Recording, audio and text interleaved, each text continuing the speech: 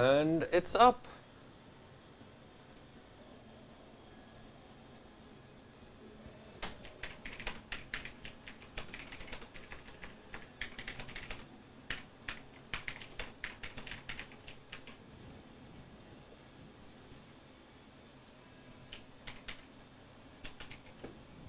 There we go. Why is this black screening?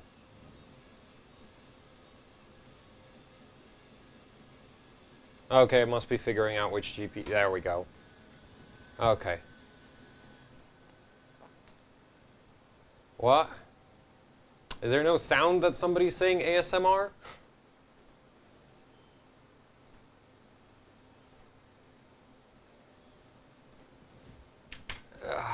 Okay.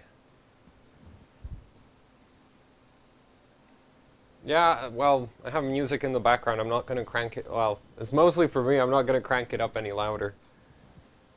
Okay, so first things first. So I've already run the 7940X on LN2. Hasn't really been how do we put it? Perfect. Like like I need to do Geekbench 3 over. Like I need to do over that benchmark. I can probably do better on Cinebench, but I've already got a decent score in Cinebench, so we're not going to focus on that. We're going to focus on Geekbench 3. So, we're at plus 32 right now, according to that. The motherboard says we're at 28, so that's fun.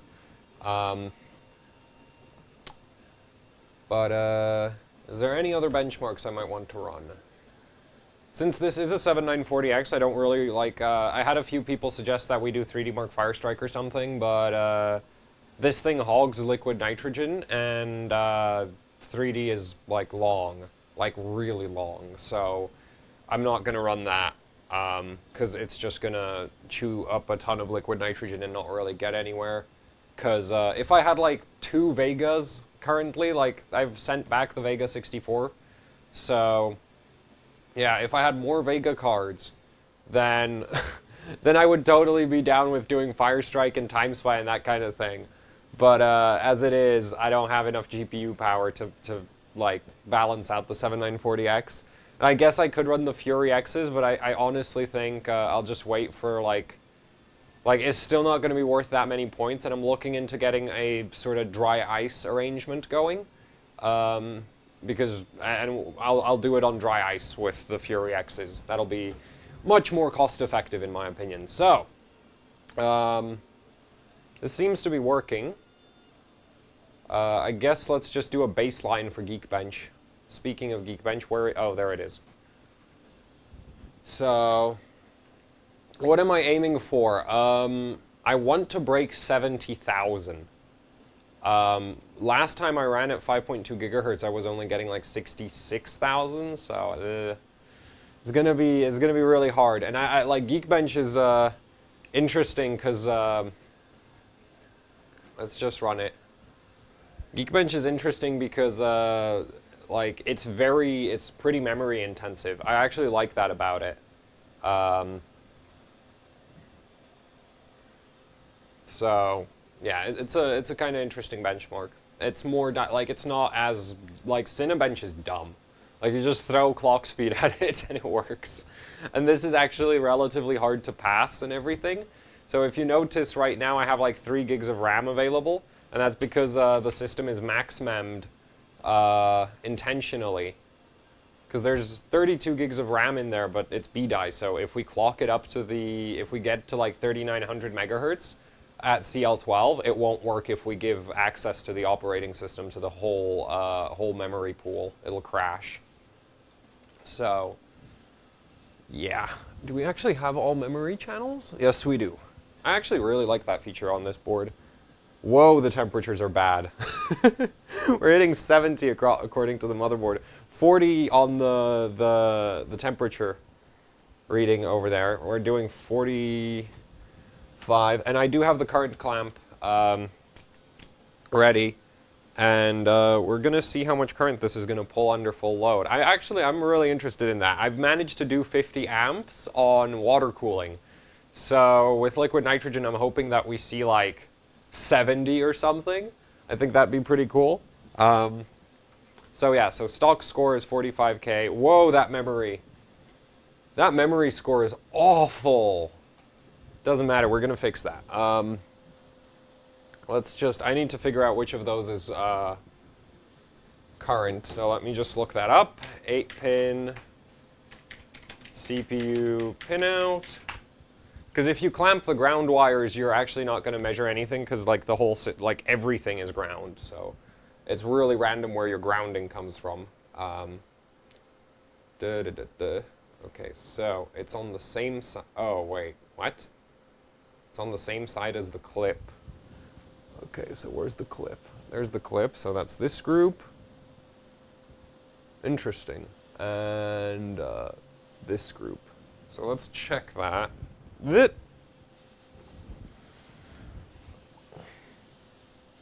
Up. Okay, right now that's reading nothing. Alright, let's rerun. Okay, let's not run Geekbench, I'll run Cinebench. And also I need to drop the temperature a bit, because right now it is hot. Let's get this.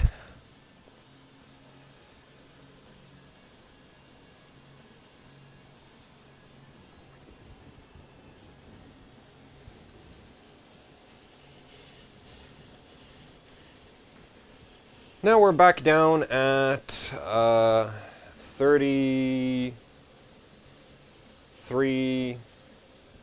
1, 30. I like this LN2 pot. I really do.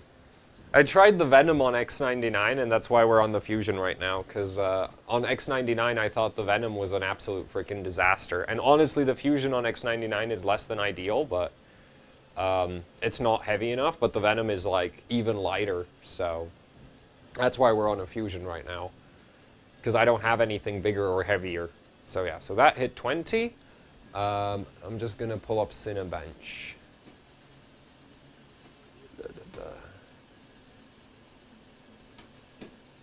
Hop, and got out of the way, run. What are we seeing? 16 amps. Okay, that's about right, yeah. 16 times 12 is, I think, around 100. No, that's like, 16 times 12 is like 160-ish. So that looks correct. Yeah, also you can see that 4,300, well, I'm not sure if that shows up, but there's a 4,300 megahertz score on here. I mean, 4,300 score in Cinebench when I had the CPU over 5 gigahertz. I mean, my best score is like 43, 49, something like that. Well, anyway, so that is working. That is measuring the right thing. No. And no, and no, and now let's pull it down, which we should go to the BIOS for. And X299 is weird on liquid nitrogen.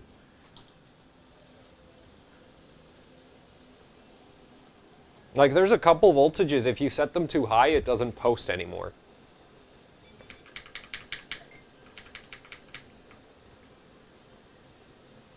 Okay, so I already have a profile for this, so I'm just going to load that. 5.5 3912, so that's not going to run, I know that. We're going to drop the memory ratio a bit. We're going to drop the CPU clock, because this isn't going to work.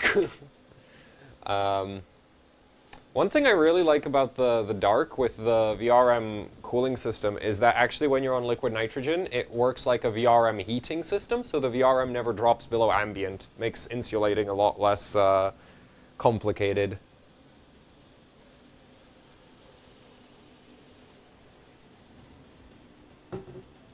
Come on, drop. 7 degrees. 5. 4, 3, 2, 1. There, and now we're below 0. And the board shows as much. Yeah, so the CPU temperature just completely bugs out at this point.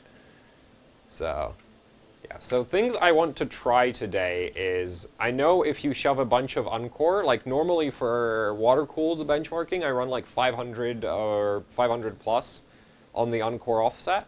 On liquid nitrogen, that doesn't work at all. It's not stable, it doesn't post, it's unreliable as hell. System agent and VCCIO, from my testing on water cooling, they don't really do much of anything. As long as you have them between 1.1 and 1.2, like, there's not really any difference.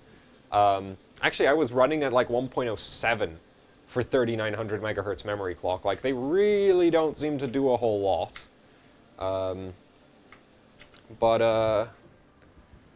Yeah, but on liquid nitrogen, if you set those two too high, it doesn't post again, so that's fun. I have droop disabled. We're not going to run that much vCore. Not to start with. Like, to start with like 1.42, because 1.5 is hell on earth to cool. We're at minus 11. I'm going to pull us down to minus like 30, and then I'm going to get the pot glazed. And then we're going down to like minus 80. That's a good starting point. This CPU works down to like minus 105, but doesn't really seem to clock very well at that point. But we'll see if, you know, I can figure out what's up with that today. Slight overvolt on the PCH just for the hell of it. Like, it doesn't hurt, so nothing wrong with that. I have too much uncore for this. There. Let's start with 32. And we're at minus 30 now. Save and reset. The idle power consumption is just about to go through the roof. One thing I really don't like with the dark is that there's no slow mode. So this thing idles on like 150 watts, which really, really sucks.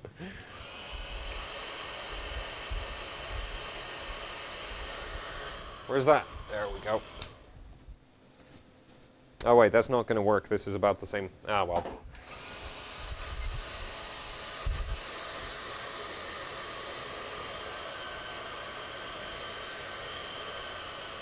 Yeah, we're pulling 15, right now it's pulling 15 amps and we're just trying to get into Windows, so that's great. Okay, it dropped off to 8, 10, 9, yeah.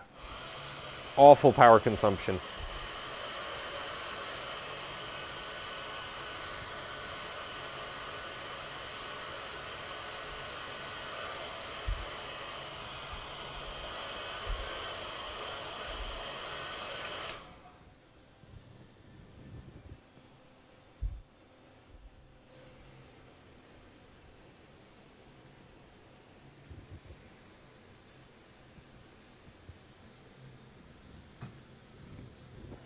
Yeah, okay, I need to... That's 19 now.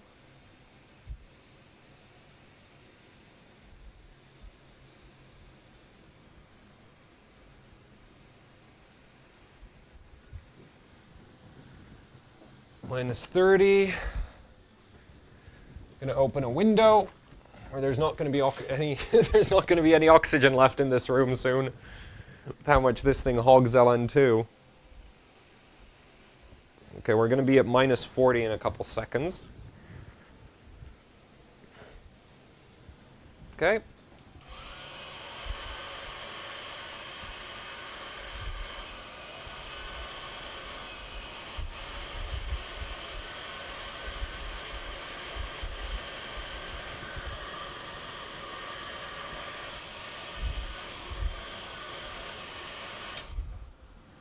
There we go.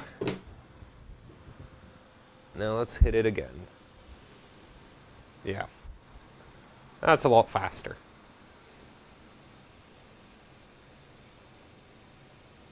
So as you can see now, it's producing a lot more smoke and it's burning off the LN2 a lot faster, which is why I hit it with the hairdryer. So that helps overcome the lead and frost effect, because you basically build up a frozen condensation layer inside the LN2 pot, and basically that frozen condensation, the liquid nitrogen soaks into it, and then it's in direct contact with the actual metal of the LN2 pot, which is why it makes it cool down faster. So we're at minus 60 now. Go. I'm gonna need a refill.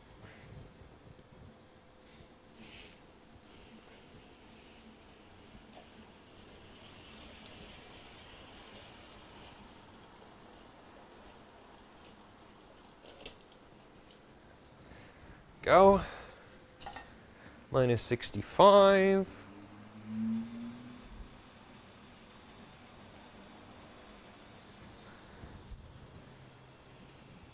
$67, $70. I'm gonna get a second thermos. This isn't gonna work otherwise. Put this, it doesn't fall off the desk.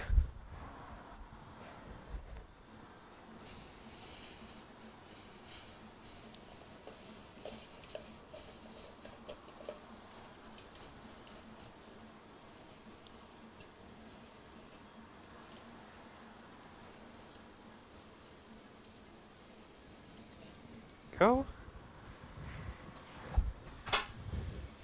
And we're back at minus 60. I hate X299 because we're idling on 8 amps. This sucks. This is why it needs slow mode, because if I put it into slow mode, right, we're at 5 gigahertz. If we went to slow mode, we'd be at 1.2 gigahertz. And I'd be pulling about a quarter, like less than a quarter of the power that we're currently pulling. We'd be at like 2 amps instead of 8. This idles on as much power as some CPUs run. Full load.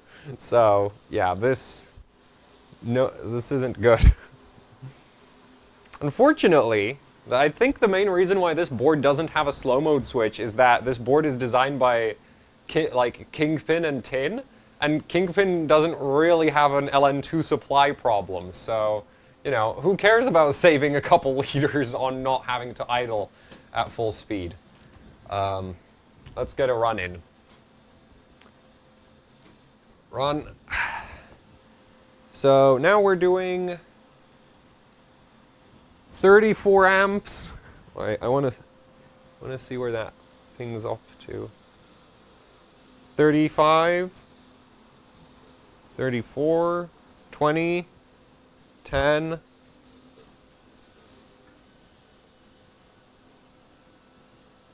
This is 40 amps just now? Did it crash? No, it's still running.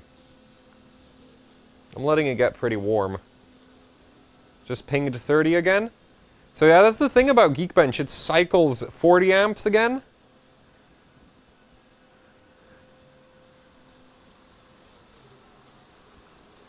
$42.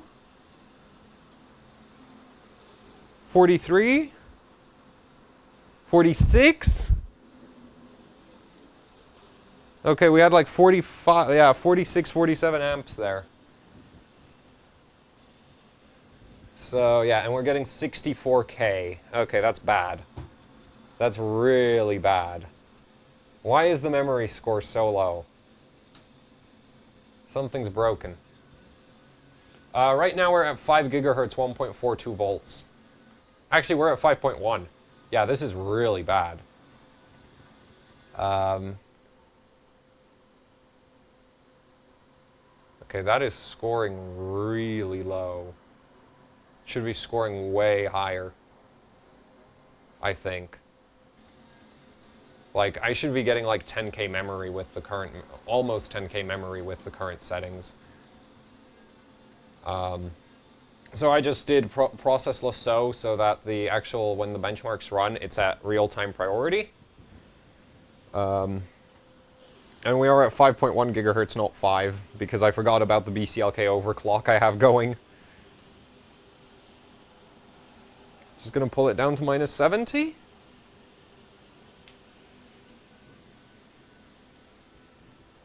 Run.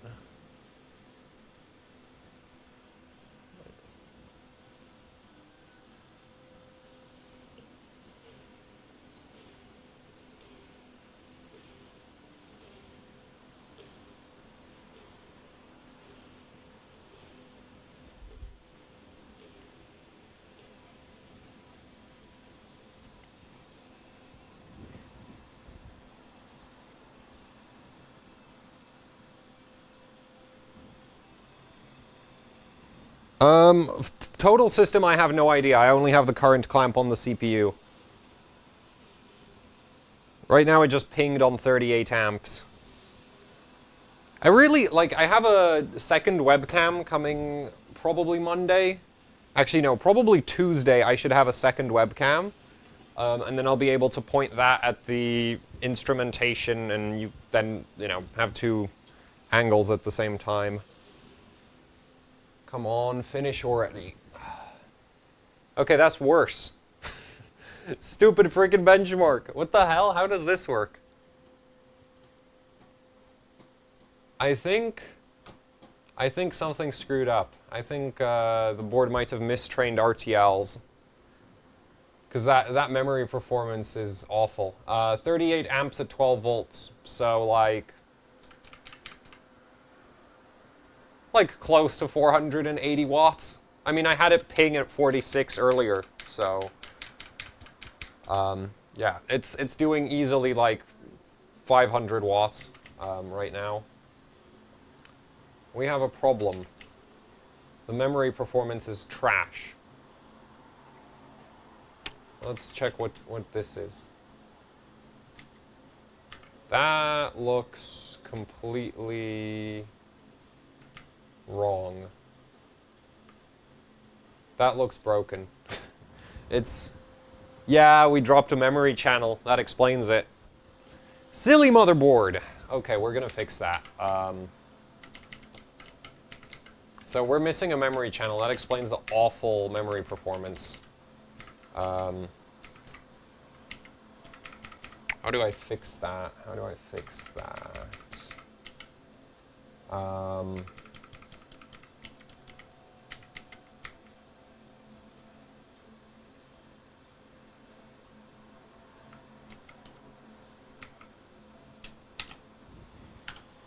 I'm going to try get the board to retrain. Unfortunately, the board doesn't have a retry button like Asus ROG boards have.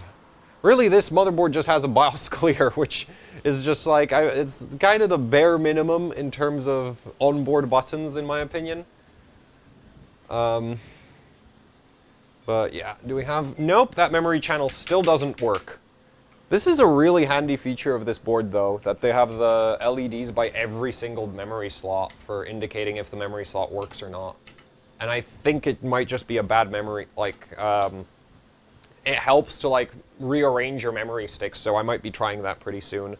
Because I am getting very... Yeah, it's not retraining properly. Okay, so we'll go into BIOS, shut it down, and then swap the memory sticks around.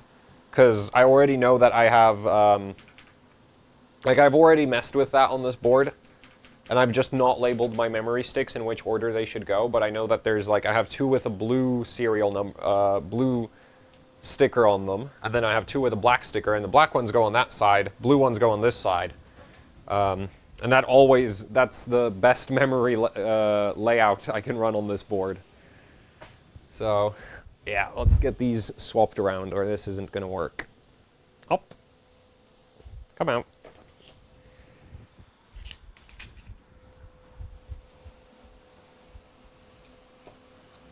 Oh wait, this one might be actually getting... Oh, I see why it's not training. Makes sense. Let's just put it this way. I had blue shop towel in the memory slot. Yeah. That kind of explains why it didn't bloody work, did it? Doesn't it?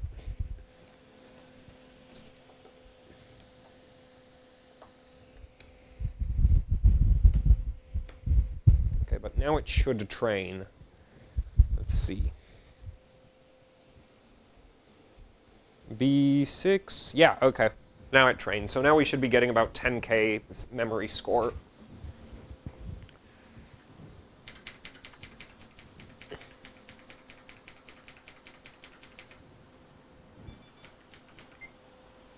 I'll see if we can run it at 3900, since we did just get that memory channel back. So yeah, I'm an idiot and I screwed up my insulation.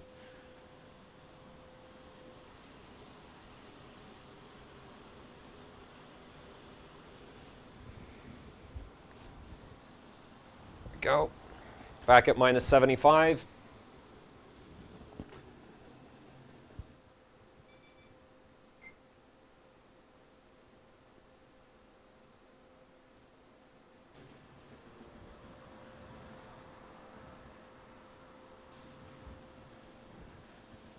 Gonna see if I can run it colder.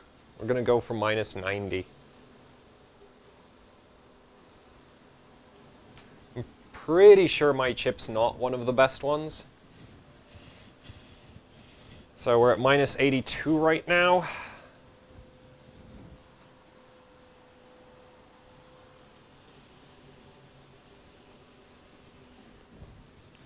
Just gonna run 64-bit, run benchmarks.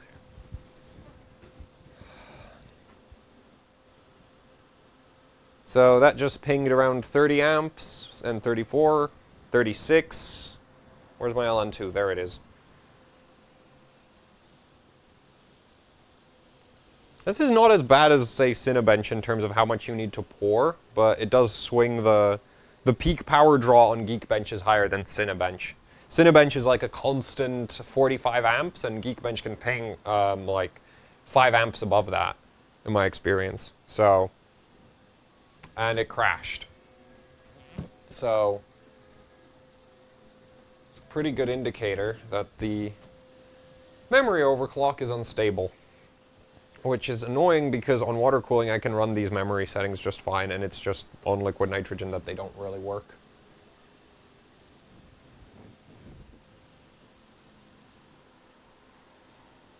Unfortunately, the motherboard is still missing the VTT DDR voltage, which I already told EVGA they should add it, and they're like, nah, it doesn't. Memory overclocks aren't that important in 3D Mark, we don't care. And it's just like, it could be like, you know, 1% better motherboard if you just added those stupid voltage settings. Anyway, this isn't working, so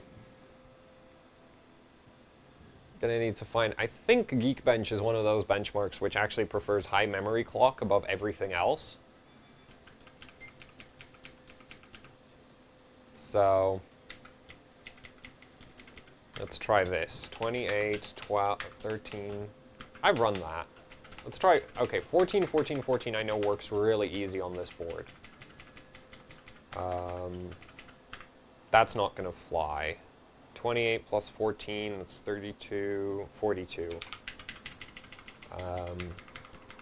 TW12, TFAW is good, TRRDL is too short. We might have that a bit low. But that should work. Let's try that. I might be running overly aggressive sub-timings. Okay. All of our memory channels are go, so that's nice. So that's 4100 at CL14.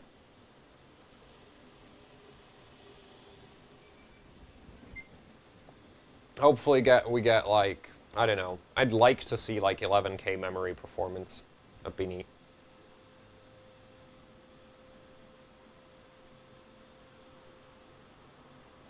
Do I take song requests? No, I don't. On the basis that, like, the music helps me overclock, totally. I really wish I could play something even heavier than this, but unfortunately everything else is like copyright infringement material, so it's not gonna work. That's empty. Oh, this is also almost empty, so I'm gonna need to refill.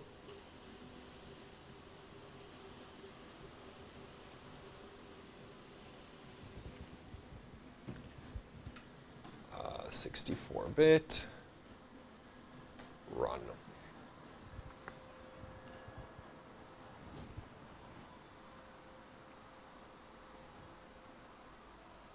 In my previous testing, I was able to get the CPU up to like 1.5 vCore for Cinebench, and like actually finish benchmarks. Well, Cinebench and W Prime at 1.5. Can't really go above that though. Might not have been cold enough. Might not have had enough VCC in. Come on, DigScrata. Stupid freaking test. That part of Geekbench. There's 3 tests on Geekbench I hate. That one, which just crashed. DFFT, And I think Mandelbrot also tends to crash for me a lot.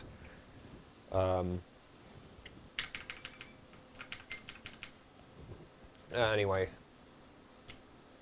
But that looked like a straight up CPU crash, not memory. But let's try this. 1.1, 1.1. 450, and I need to refill. Where'd the thingy go? Alright, what?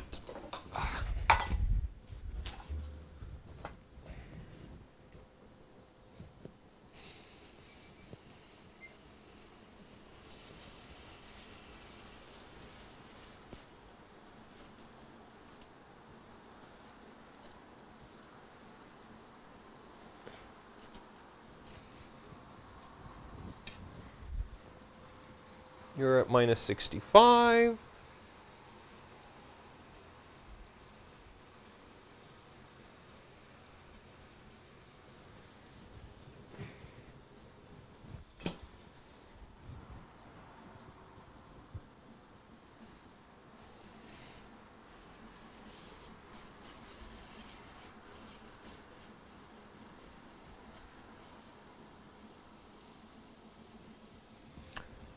Go.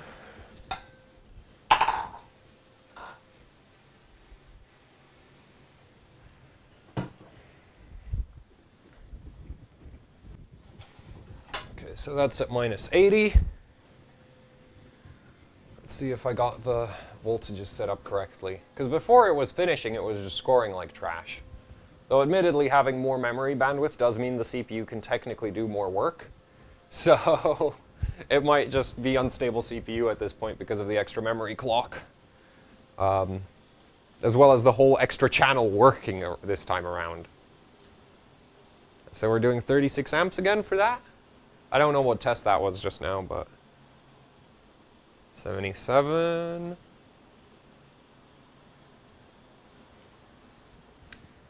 Sobel. Moment of truth. Digiscrata comes here. Stupid freaking test. Okay. Okay.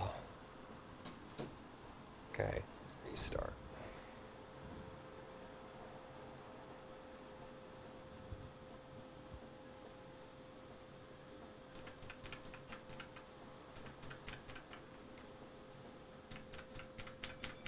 For an RX 480, I would recommend that for 24/7 usage, you don't go over 1.25 volts. But, yeah, for daily usage. For benchmarking, I've had them up to like 1.4. Oh, it was fine. Short term. Okay, so there's a problem. This isn't working. I'm going to try drop the BCLK a bit. See what's that going to give me. 4080. Okay. And bump up the CPU core voltage. Like that. 1.95.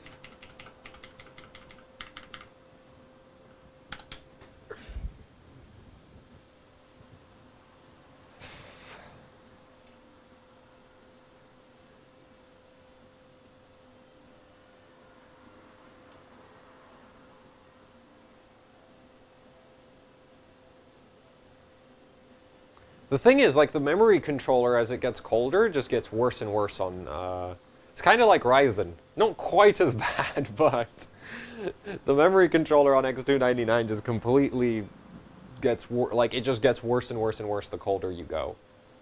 So, yeah. Because the settings we're running right now on water cooling, they'd be working just fine.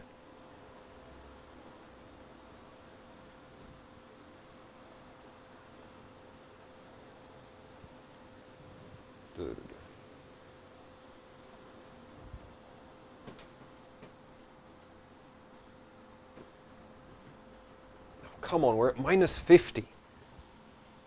This freaking CPU is like... It's like trying to cool a volcano. That's the other thing I noticed, is like if you pull Geekbench below a certain temperature, it'll just crash on you immediately. It's just annoying. I'm gonna try with this relatively warm.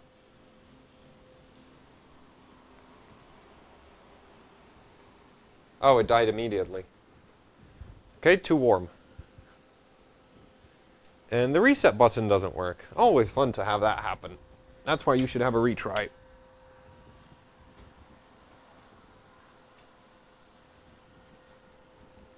I've actually been wondering about how the Asus motherboards have the retry implemented, and I think I'll try reverse engineer it, because I'm pretty sure what it basically does is it just cuts, like it just tells the power supply to shut down.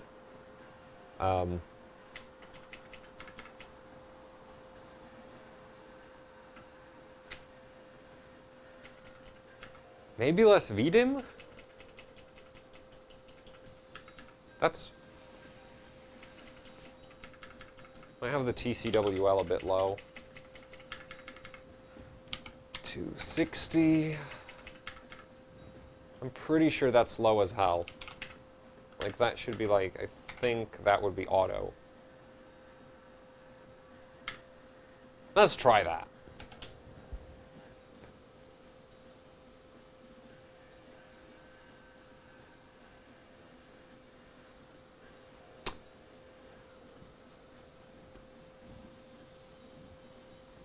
Oh, now the memory channel dropped out. Okay, so I screwed that up.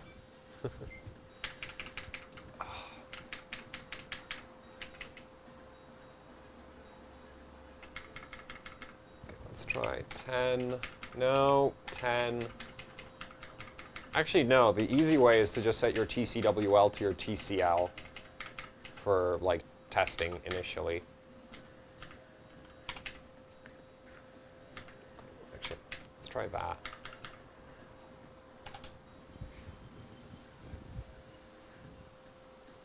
Come on, train, you pile of garbage. Okay, there. Now it has all the memory channels. And we're at minus 52! Awful! Like, I haven't even done anything and the temperature just runs away.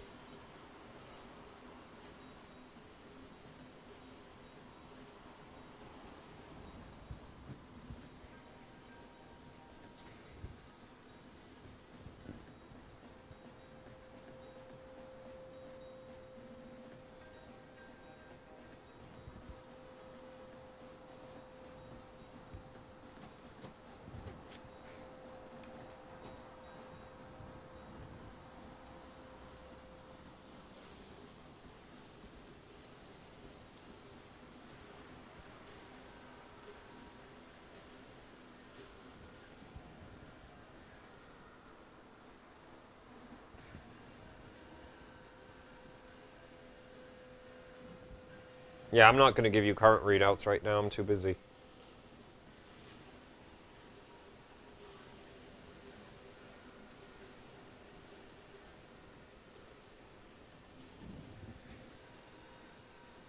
Come on, DG Scrub. I don't even know how to pronounce that. That's probably the memory crapping out. Ugh.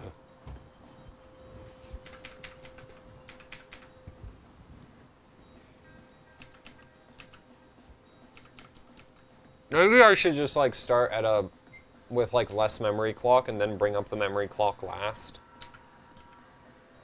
So let's do that.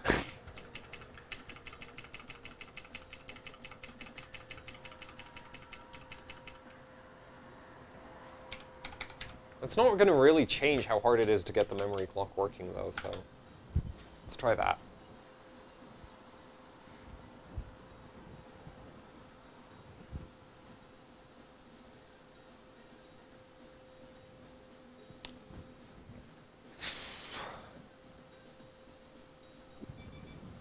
So that still trains, that's nice.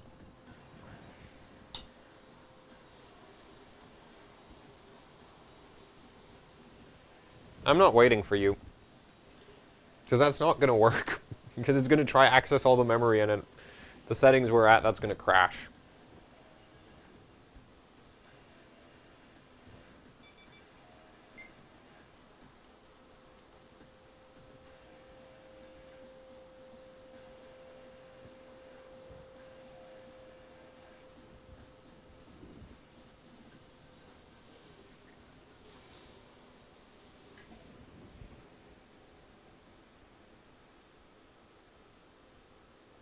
Why don't you try the safest configuration and work from there? Because it's just not my style. Like, honestly, it's just...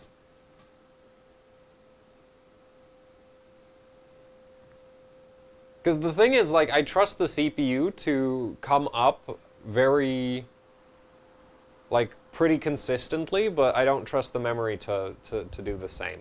The memory is the bigger problem, and if I crank up the CPU, it's going to hog liquid nitrogen. PFN list corrupt. Okay, that's too little. Okay, so I've definitely set the uncore voltage too low. I mean the uncore offset. Because their uncore voltage is a different voltage.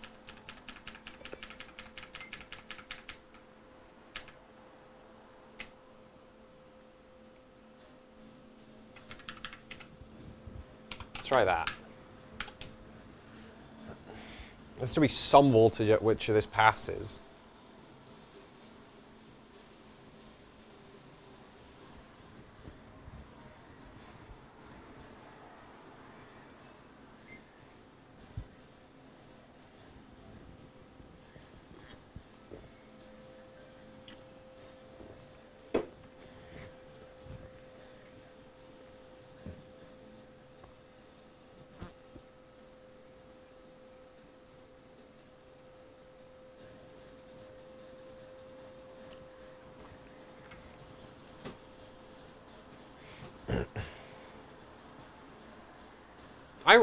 I'm really like, this will be so much nicer with dry ice because I'll just stick I'll take one of these, just stick it in the LN2 pot, fill that with dry ice and let it go. Because right now this is just constant refilling. So, let's go. Okay, that actually made it worse as well. Yeah, this is the thing. The memory controller just completely goes stupid on you when...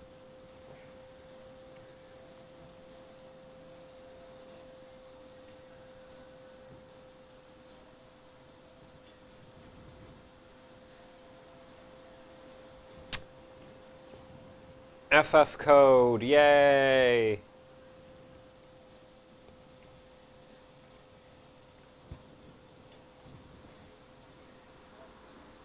How is it throwing FF so much?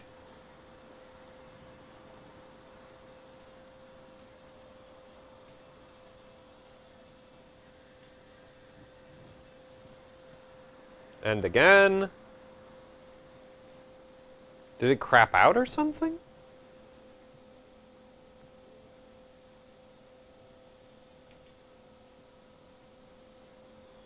Again.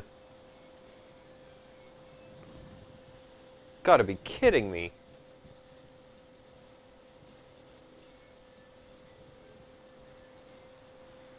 Oh, now it works. I'm totally, like, making a retry button for this motherboard. This is too frustrating. It really sucks that, like, EVGA doesn't have all the... That's the one thing I miss about the ROG boards. Oh, come on! I'm not going into Windows, I want the BIOS, damn it. Miss about the ROG boards is all the buttons. And ROG doesn't even have that many buttons. Like, they don't have a multiplier up-down on the motherboards. I'd really appreciate if they did. I know they crammed it into the OC panel, but personally, I'm not a fan of that thing. So, yeah.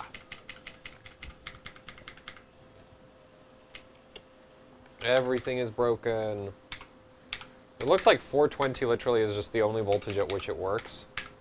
Right, this isn't an MSI board, so I do actually have to put the dots in between. Let's try, okay, let's go slower. Because I'm running... That has to work. Like, that's worked in the past, so... We're at minus 44 now.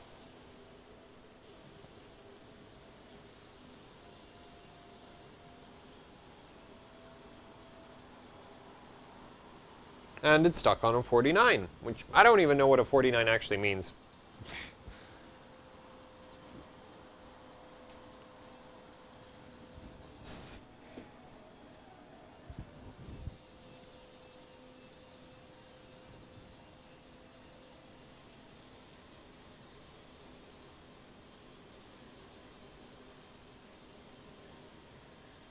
Now it's stuck on memory. I think I gave it too much I/O voltage.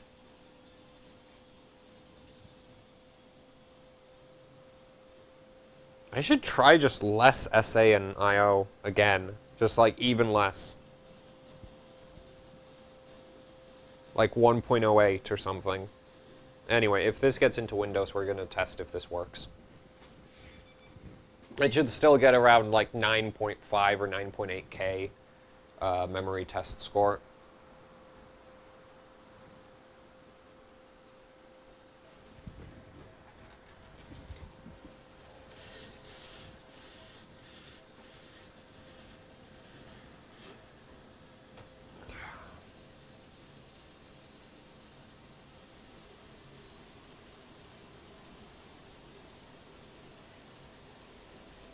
It's like a black hole for LN2. You can keep pouring, but nothing happens. Okay, we're at minus 77 now. See if the benchmark will kindly finish. For once.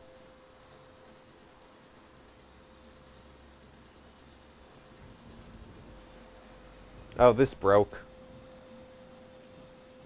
Damn it, why isn't this not cheap? Well, that's not working.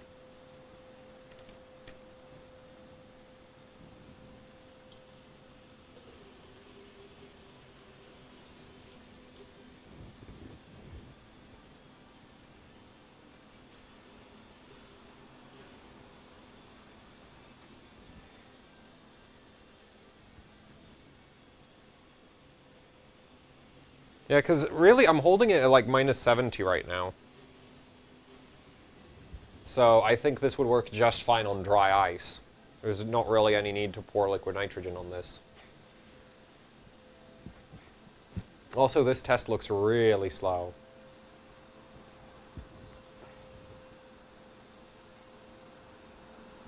I hate this benchmark.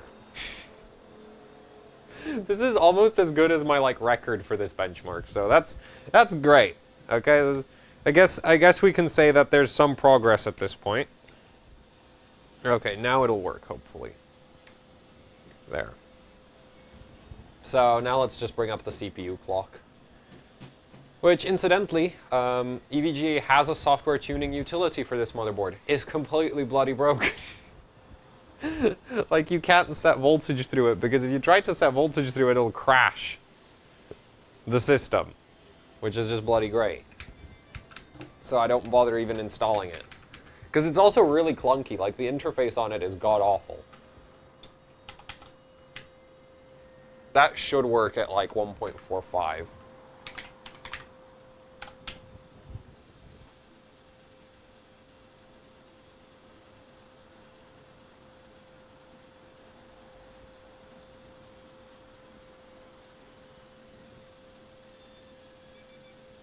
I was really hoping to run like higher memory clock though.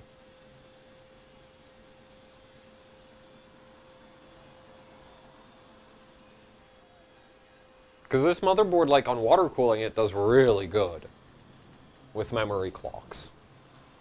But yeah, there's not really much I can do about the CPU being dumb. Well, actually, no. I bet if you spent enough hours fiddling with VCCIO, VCCSA, and the Uncore voltage, you would eventually make it work, but I don't have enough liquid nitrogen to do that. So we're just going to get real-time priority running.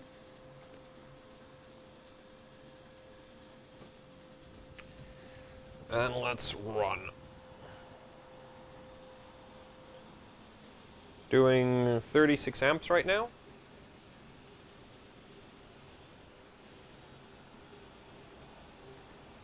Holding minus 70 degrees, 35 amps, 25, 33, 23, 42 amps. Come on, Digiscrata, don't take my system down. Don't you dare. Good. 40 amps.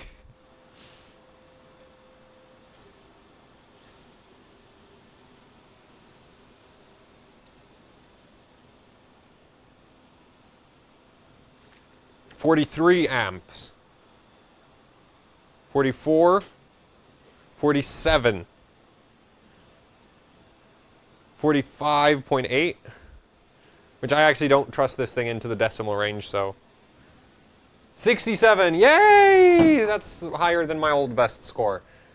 So let's save that. My arm's gonna get tired because of the constant pouring. Never stops.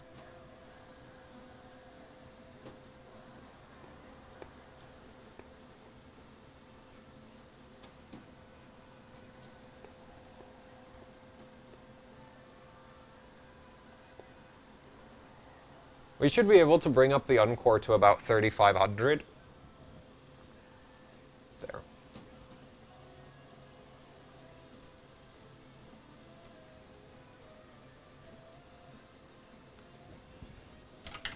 Seven 940X GK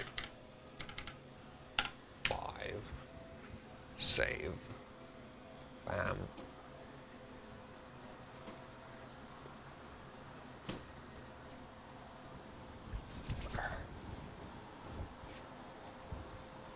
Oh, and we're at minus 60. I love this CPU. I really do. Like, freaking...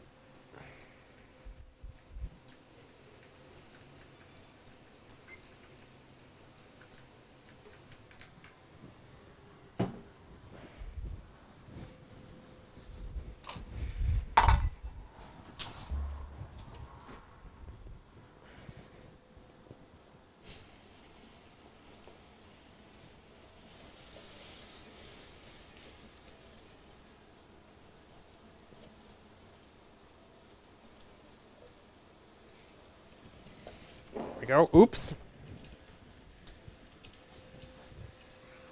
Yeah, poor filled that too high.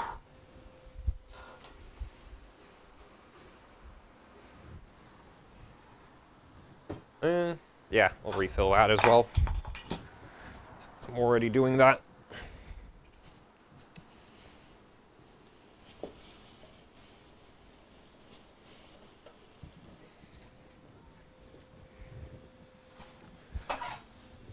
Minus 63. I want to say it'll run 5.4. It'll probably run 5.4. Let's try this. And wait, 11, 25. I'm a sucker for memory settings.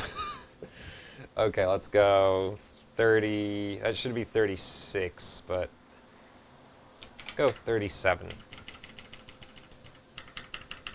10 to 40.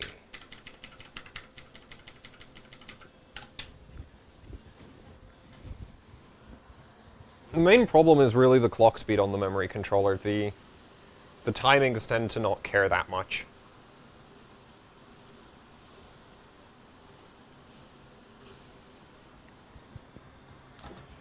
It's getting cold in this room. No, great, FF. I love you, motherboard. Hey, no, that actually posted. Almost shut it out. The FF code thing is really infuriating, to be completely honest. Because sometimes, like, because it throws, like, if the temperature's too low, the temperature readout shows FF as well. And it's just super annoying that you don't know if it's like, did it throw FF because it bugged out like it does, or is it because we're posting?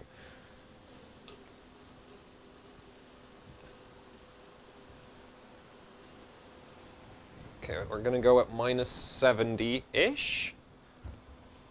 Yeah, this would be perfect for dry ice. And we're doing 32, 33 amps right now. I'm gonna actually have to keep pouring, or this will just get really hot really quick.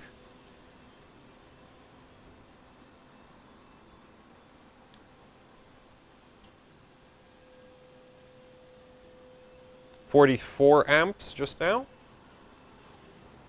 Ah, oh, damn it, you crashed.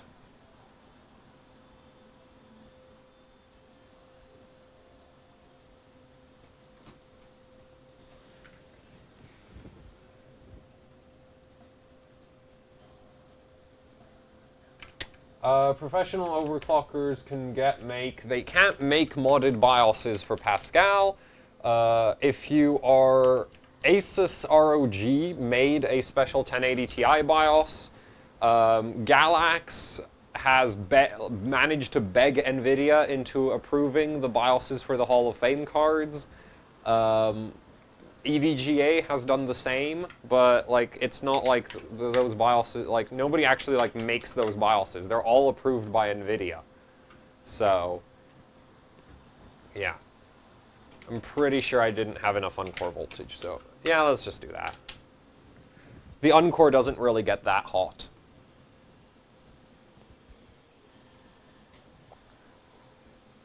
Like any Pascal BIOS that works was approved by NVIDIA. They're not custom. It's just you have to be on NVIDIA's good side enough to get a special BIOS. It's basically how that works. Ugh.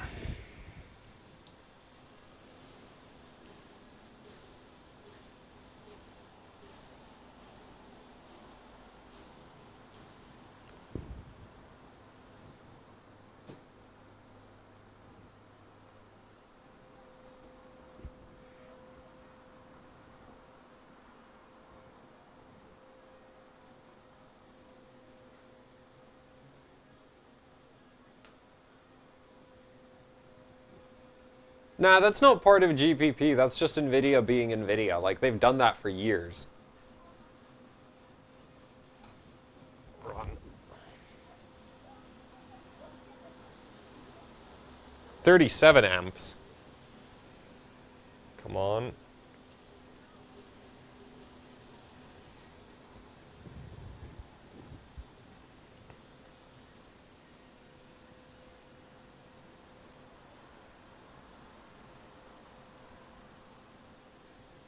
Come on, Digiscrata. Come on. Come on, make it.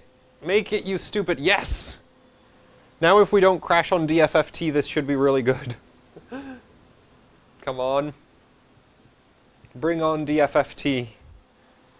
I believe in you, CPU. Okay, there's DGEM. SFFT. Come on. Yes! Made it. Actually, let that get really warm, though. There, 69. Ah! Yes! So close! So very close.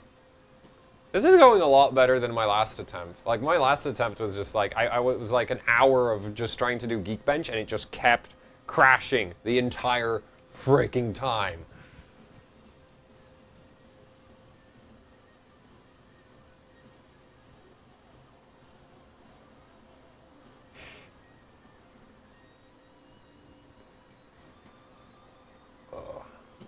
I really wish I could show you the current clamp, because like reading it out at the same time as watching the temperatures is not really it's not easy. And right now I'd really like to have a little switch right here, which would put the board in slow mode, you stupid. So.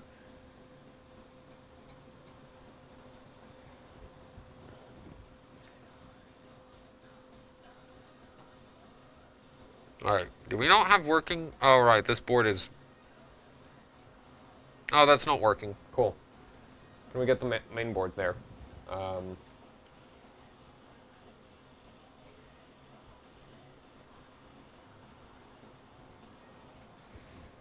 7940X, Geekbench 6. Okay. We're at 55! This thing screams its way to positive temperatures, basically.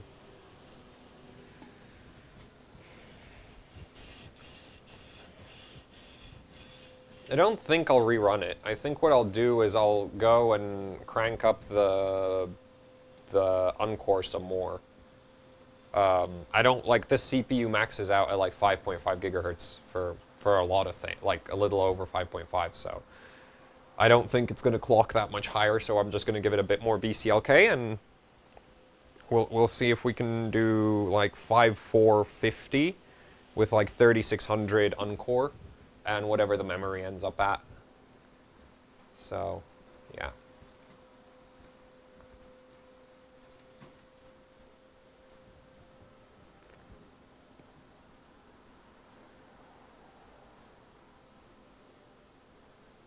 Yeah, the goal is to beat 70K.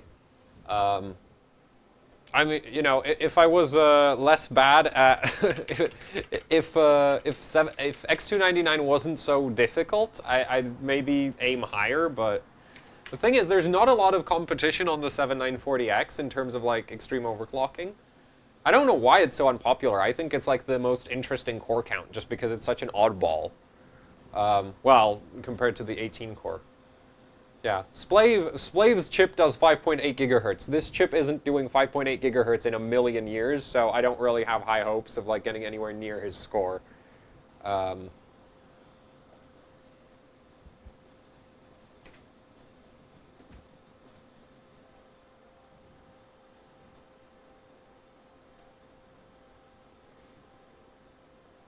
If I get 71K, I beat RS Anino. Which I can probably do that, because he's at like 5.7 gigahertz and doing just 70,618. So, I believe in you, motherboard. Question is, will you cooperate? What's that? That's 5432. I think we can go higher. For like 5, yeah. The memory should work.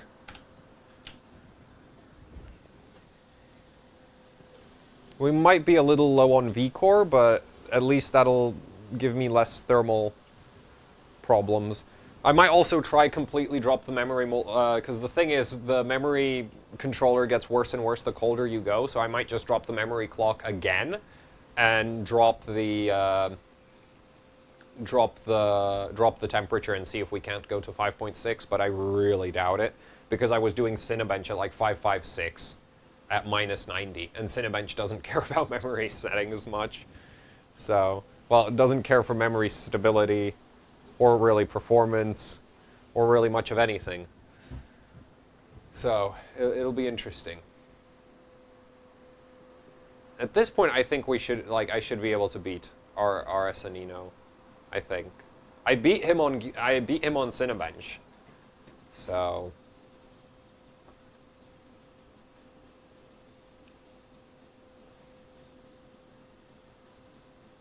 I beat him on Cinebench with less core clock than he had.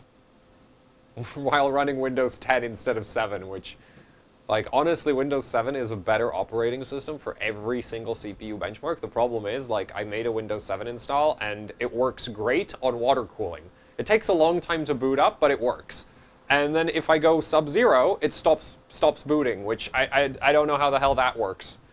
And I have literally no idea what is wrong with that operating system install. That, like, it works at, like, from above 0, it works. And then you go below, like, minus 20, and you're never gonna get into the operating system with an overclock. So I really have no idea what's up with that.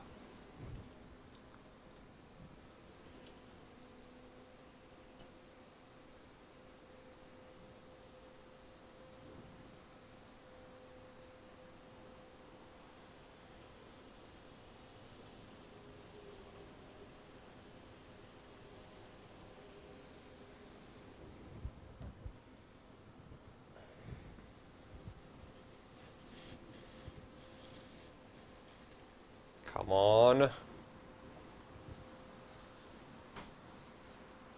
Goody. Okay, now we just need to make it past DFFT.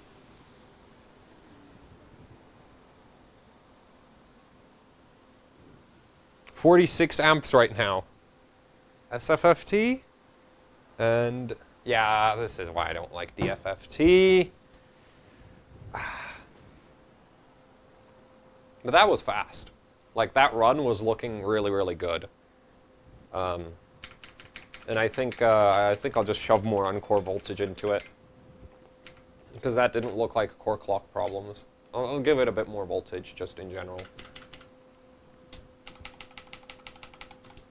A little bit more V-core, a little bit more on-core,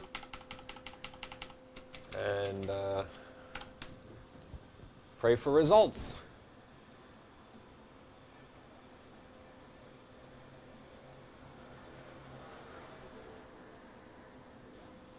What? No, that test is that workload in Geekbench. It's if I'm not mistaken, it's like a pathfinding algorithm for like maps and like sat nav, like navigation systems.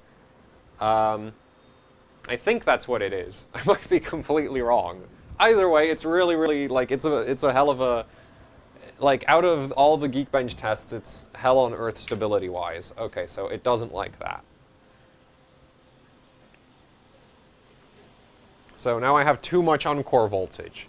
Don't you love when the voltage can also be, you know, it's not just there's not enough voltage, you can also just have too much. That's great. Love that. Actually, like every architect, well, no, there's not many architectures that aren't like that. But especially the Intel ones have a rollover point. Like, if you look at something like Phenom 2, if you keep shoving more voltage into it, it eventually just sort of flatlines in terms of frequency. If you look at like a 7700K or 8700K, you keep shoving more voltage into it, and your overclocking actually rolls over because it starts getting too hot. So, I wonder what the hell is up with that. 1.43? Maybe a tad more that?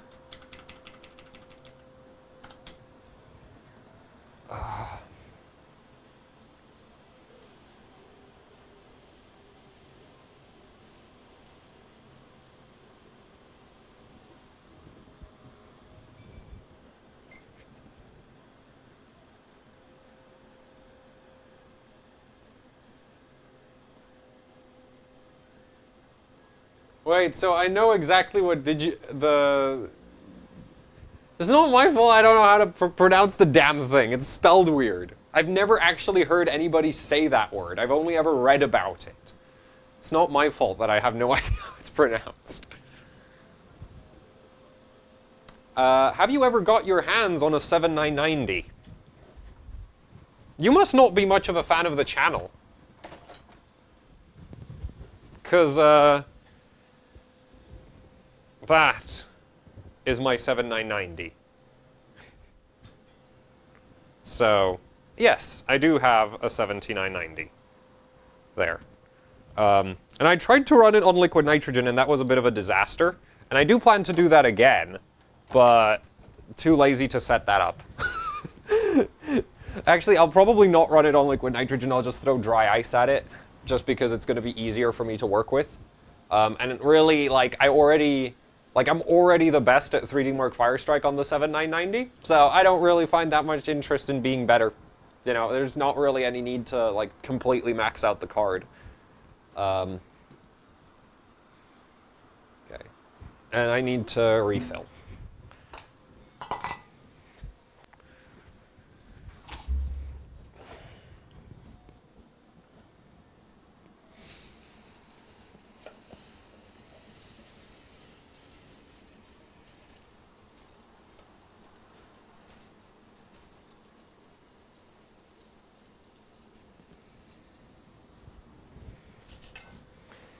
We're at minus 49.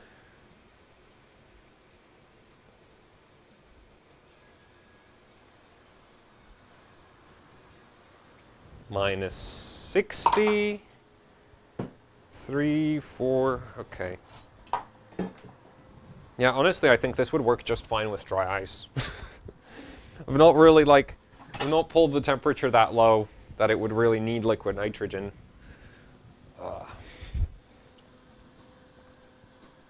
Right, I already did that, so we have that done.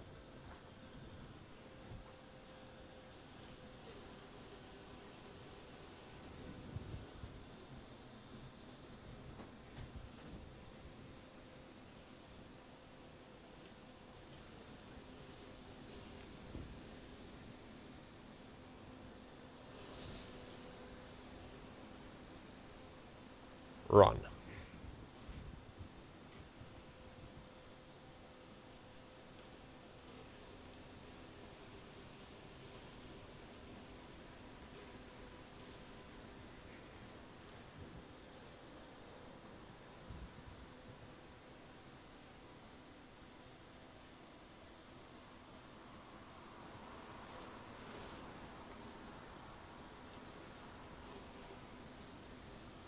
on.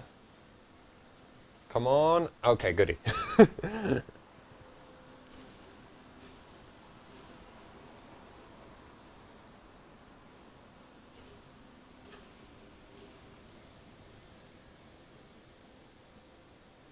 Come on, make it. Screw you, DFFT!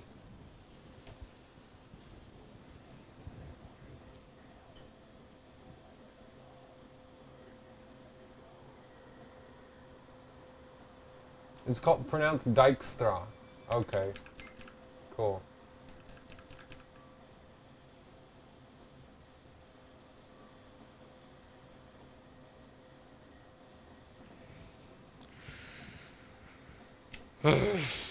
Okay, you know what? Let's try a Chadlet VCLK. Stupid freaking benchmark.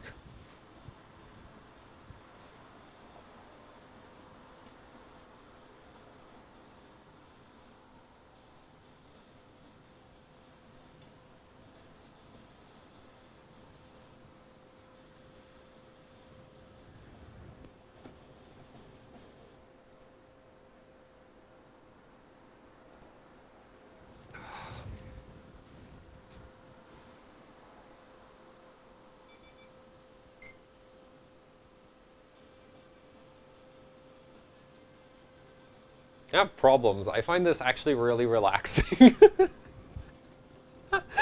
Just sitting here and like complaining about running a silly benchmark is just like, oh, this is fun.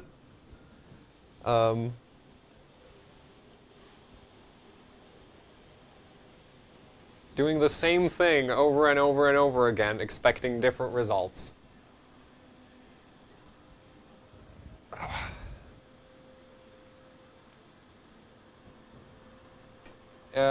Uncorruptible, yeah, that's always a...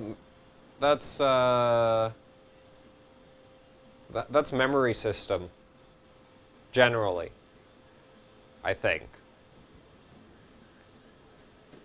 Like, that one, I think, is almost always memory related. So it's probably crashing from the uncore. Or the fact that I bumped up the memory clock by 35 megahertz. Might be worth it to try lower the VDIM, because apparently the memory controller actually gets really annoyed with high VDIM, which could make sense. Because I remember reading, like, Extreme Addict's guide for the Rampage 6 Apex, and he was saying that for X299 on LN2, you need, like, ridiculously good VDI that can do, like, 4,000 at, like, 1.9 or 1.85 volts, because if you try to run more voltage into it, it's really unstable, which might actually be I might be doing that wrong. So, we'll see. I should be able to run 3812 at 1.9.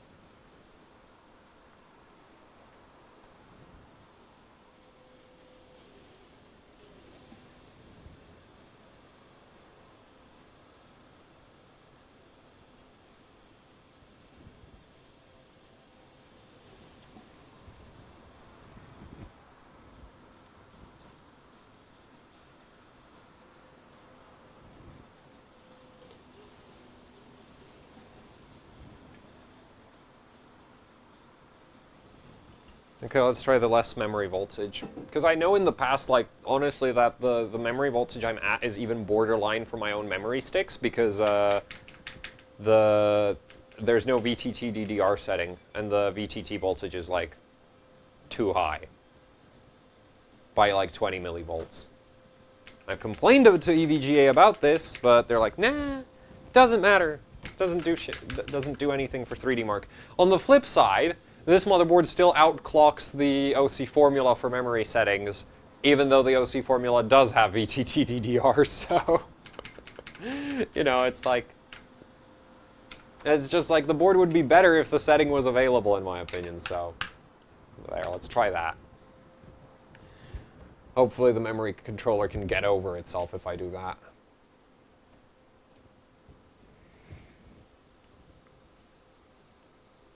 Did we train? We trained, good.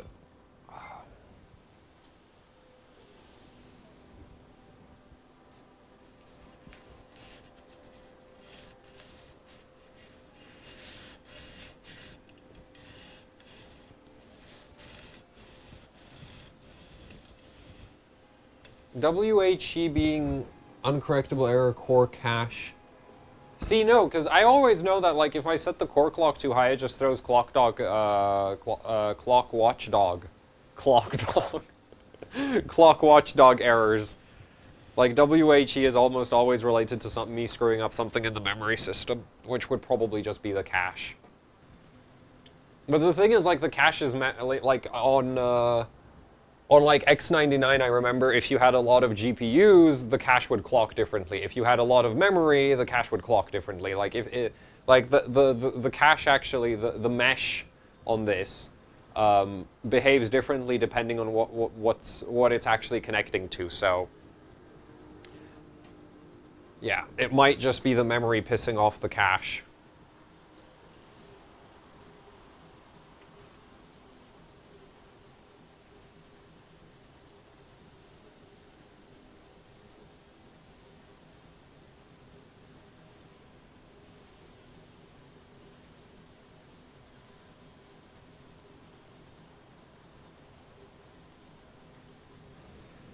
Go, we're at -70, run.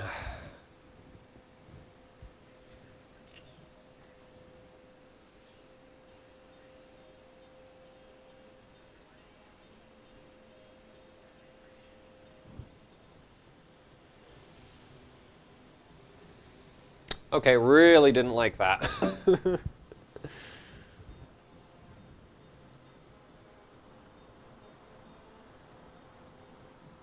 Okay, we can try bump up the V-core.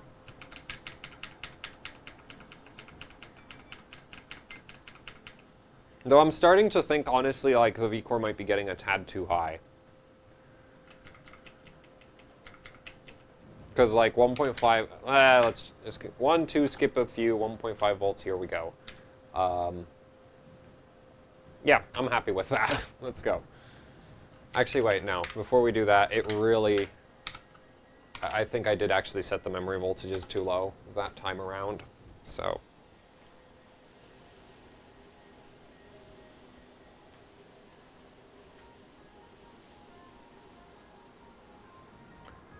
You could try run it colder, I think. It's not like, because ultimately it comes up on its own. This doesn't take a long time to warm up. So let's go for -90 and see if that helps. It might.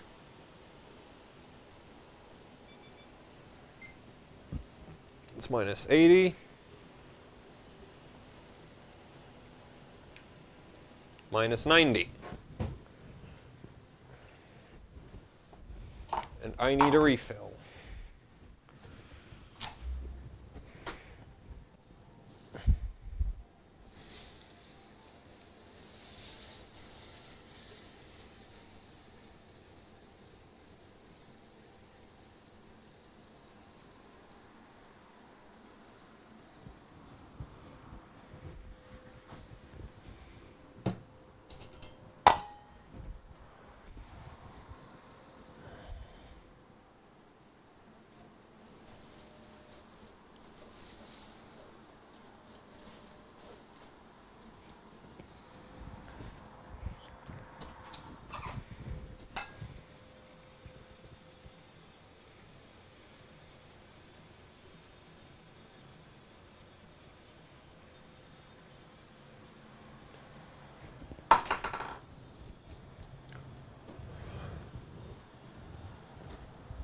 I wish Geekbench had the 3D Mark style option to just run like one specific test, because then I could just check DFFT and Dijkstra, and if they don't crash, I can go do a full run and know that it won't just blow up on me.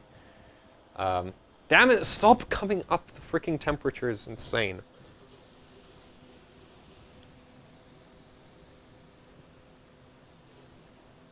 Especially now that we're at 1.5 volts. Run. Yeah, so now it's probably going to hit 50 amps.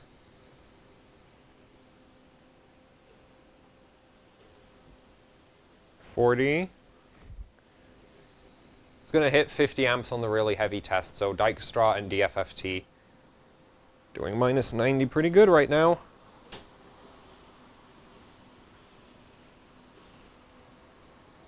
Come on. Okay, so the memory controller doesn't seem to be completely pissed off. Because it just passed that. And if it was, then that would have crashed.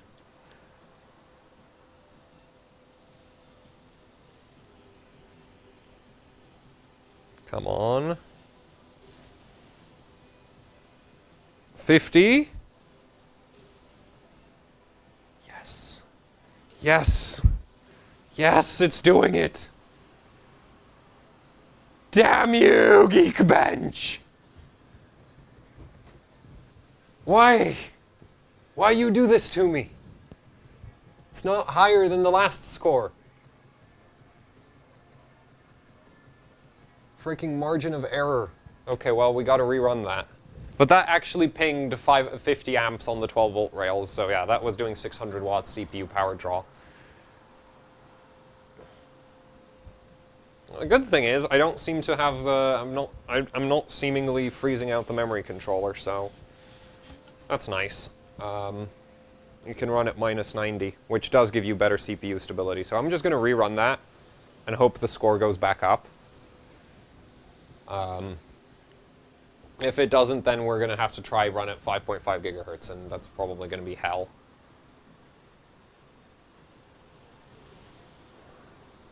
And the current clamp turned off, so I'm not going to be telling you how much current this is pulling right now.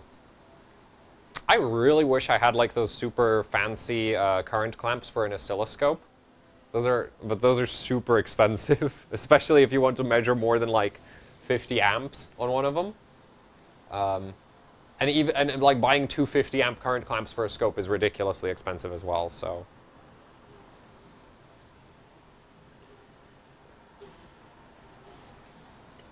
You can kind of tell what kind of score you're going to get from Geekbench depending on how quickly it runs through all the tests. So, unfortunately, when it's like marginal differences between like 69K and 70K, that's actually really hard to tell.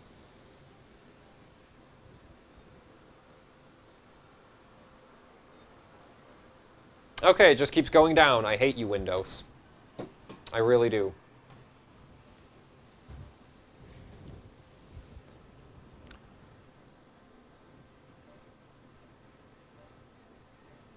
My 12 volts on this PSU should be around 12.3. It's a 1600 watt EVGA G2, and that thing should not drop more than 1% under load.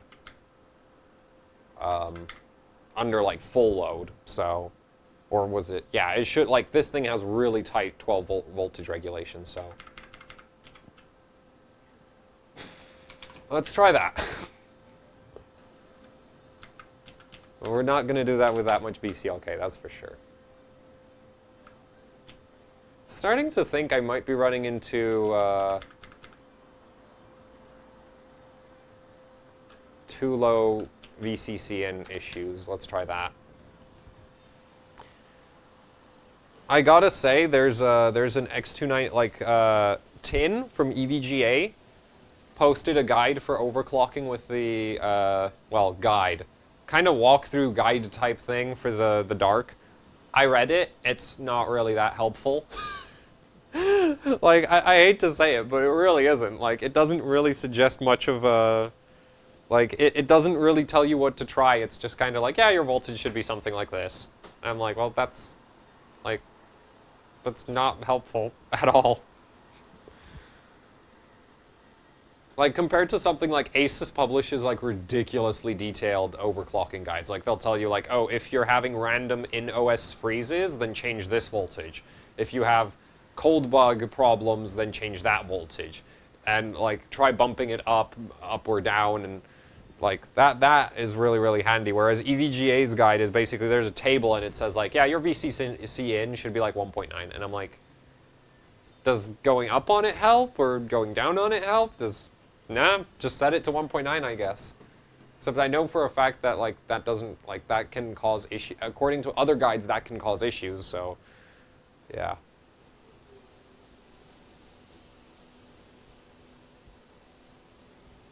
Because the thing is, if your VCC in is too low, the fully integrated voltage regulator will actually kind of like micro throttle, and your performance won't go up as much as it should.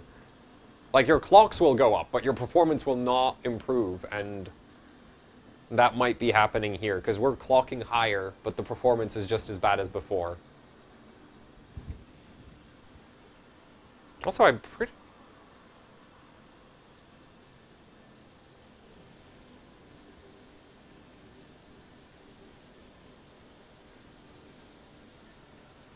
The thing is, more VCC in does make the CPU run a lot hotter.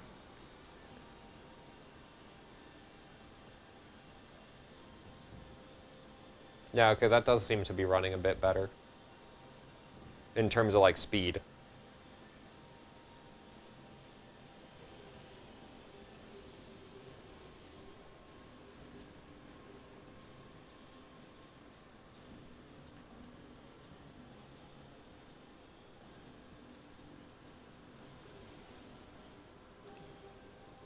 Well, damn. We're in DFFT and I have no LN2. That's the best situation to find yourself in. There we go. Yes!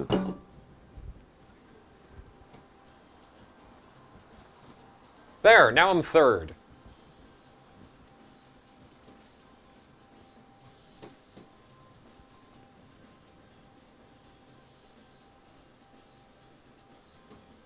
So yeah, it did need more VCC in. I should retry Cinebench with this.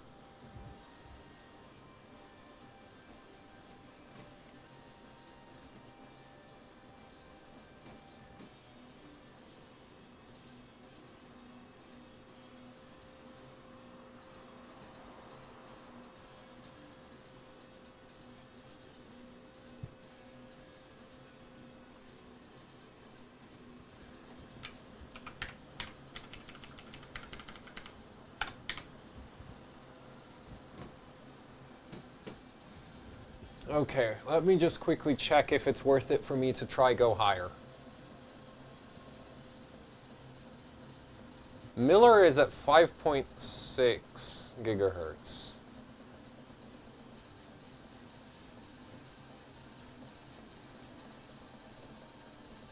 Can probably beat that. I'm like, I have better memory settings than he does. And his CPU, and he's running 1.54.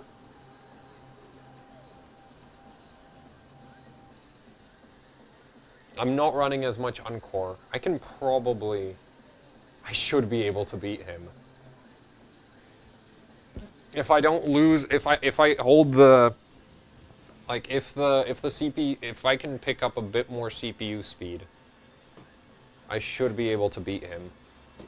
Okay, so I'm just going to shove even more VCC into it to see if the performance goes up at all.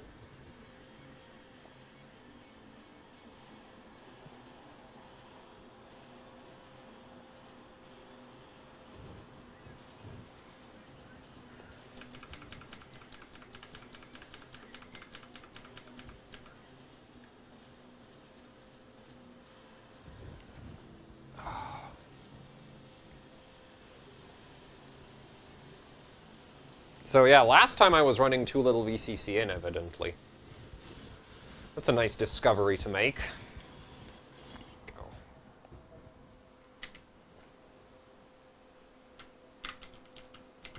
Let's try this. 2.2, 1.5,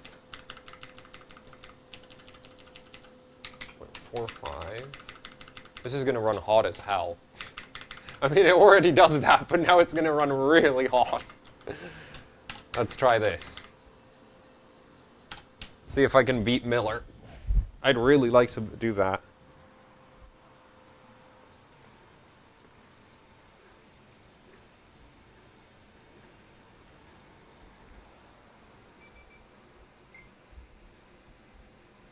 At this point, as long as like if the efficiency, if I have my VCC in set correctly, I should beat him because I have better memory settings. I have better at this point I should have better uncore, and I'm gonna have the same CPU clock. So assuming I don't have something else screwed up like the operating system, which knowing me, that's probably is screwed up.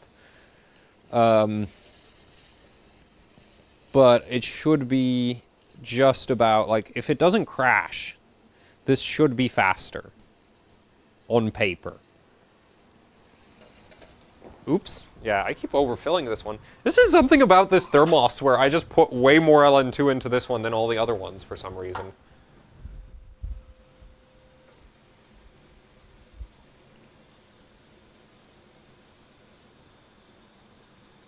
$75.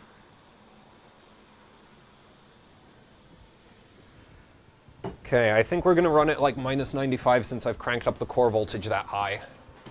Let's get that current clamp operational again. Huh? No?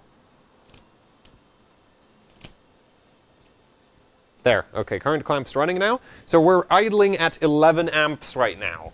That's great. Oh boy, what happened to the mouse? Get real-time priority going.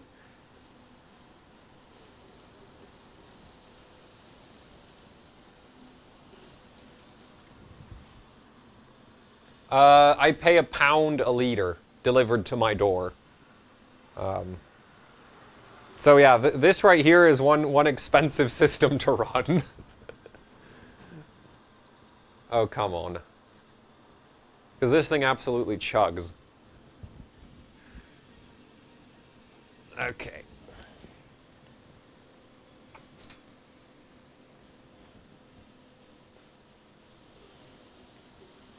Get the timing on this. At least I want to. Okay, there. WH. Ah, okay. Let's try more V-core.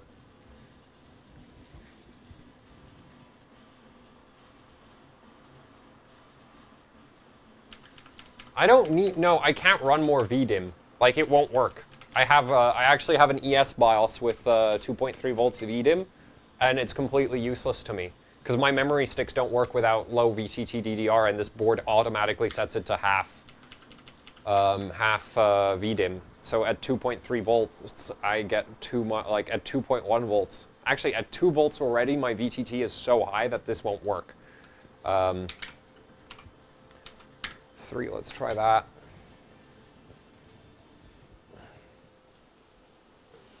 Oops.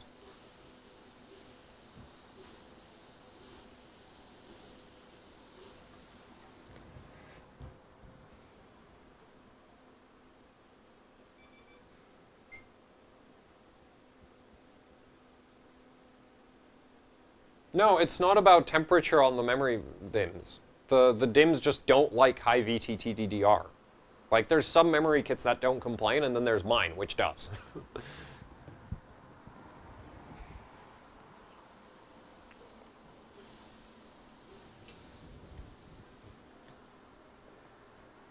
Actually, you know what? Let's try it without real-time priority first, because the real-time priority actually makes the benchmark heavier, harder to run. So, let's go.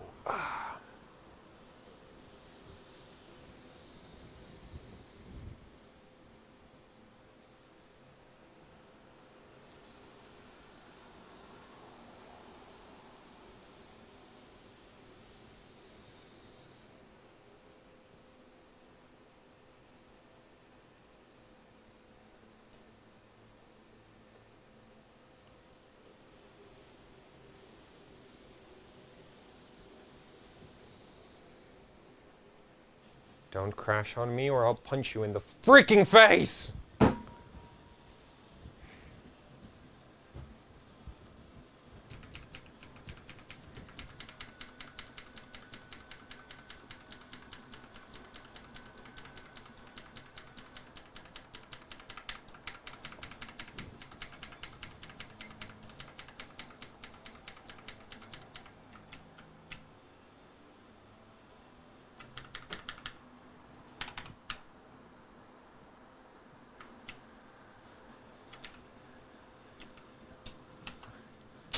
Could I run that? Could I? Maybe, just maybe?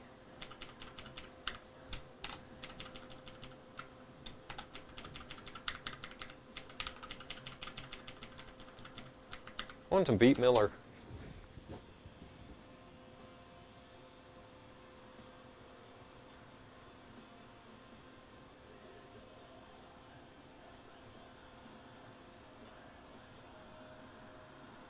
What's with all the Portuguese? Who's hosting me that?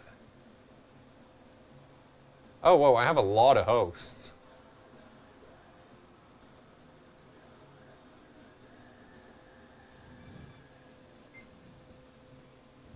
Damn, this thing is hot.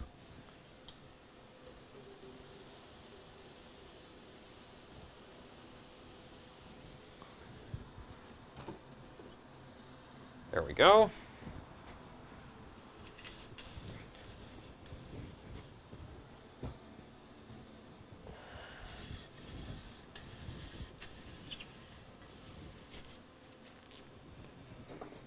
Okay, we're gonna finish off this one just to pull down right now. Clock watchdog. The hell? I think I'm gonna do a thermal paste refresh.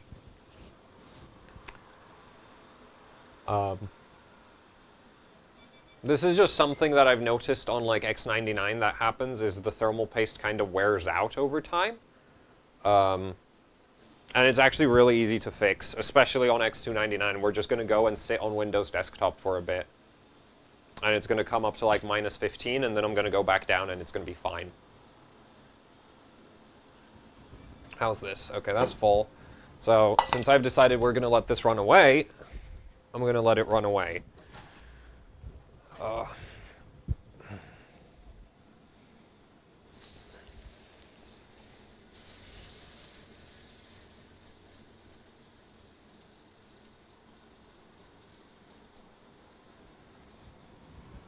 we go.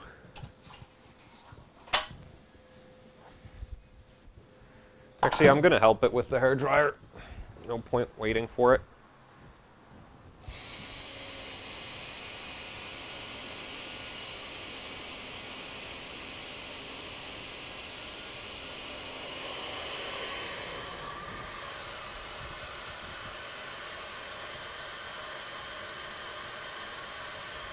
It's a backdraft. Ah.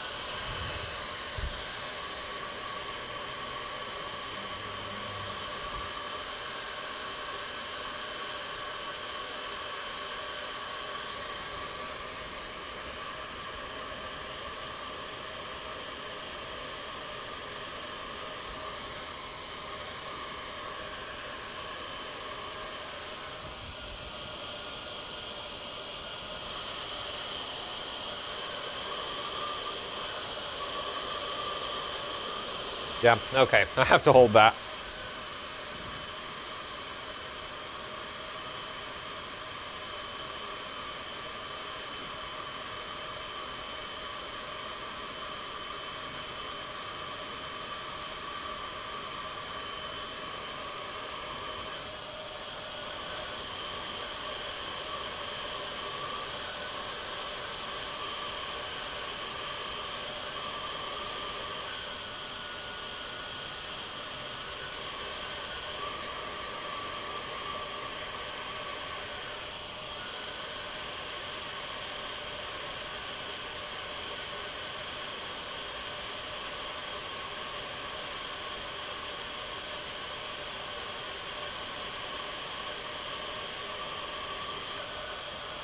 -30.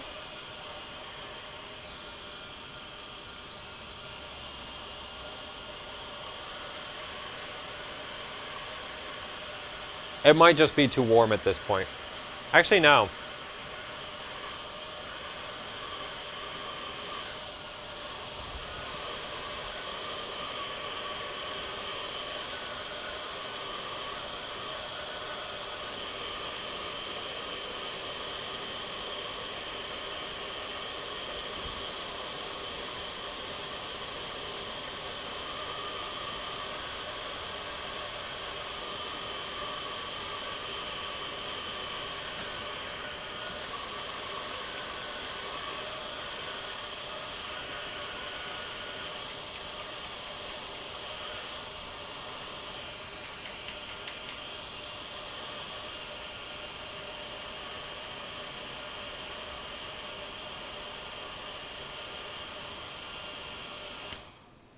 There.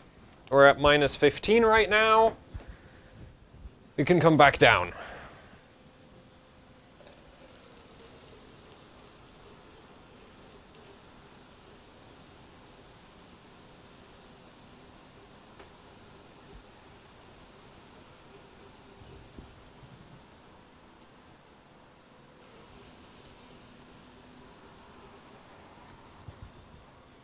Minus 40.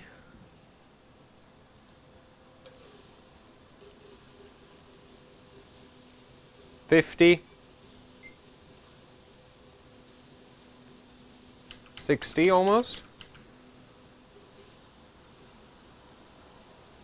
So basically what this does is, because we went up into like relatively warm temperatures, the cryonaut goes back from, well, being basically rock solid to being relatively, I forgot how viscosity works again. So gets more liquidy, and it reattaches itself to the CPU. So that's why I pulled it all the way up to minus 15. And that's a thing, I'm not sure how necessary it is on X299. I did it last time for Cinebench, and it seemed to help. Like, I had a suspicion the thermal paste was screwed up. I went to minus 15 while sitting in Windows, then came all the way back down to minus 90, then ran Cinebench, and that's how I got my high score for that one. So that's why I'm doing this here again. Now we're just going to go back down to minus 90. We're already at minus 75 now.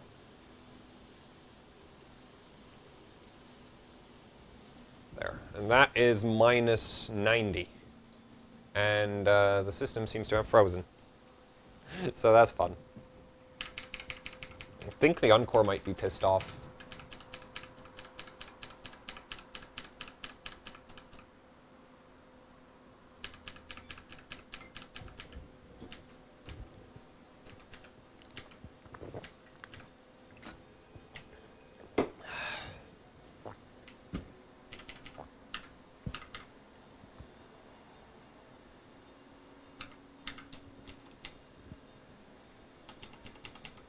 Actually, let's try less. Like that.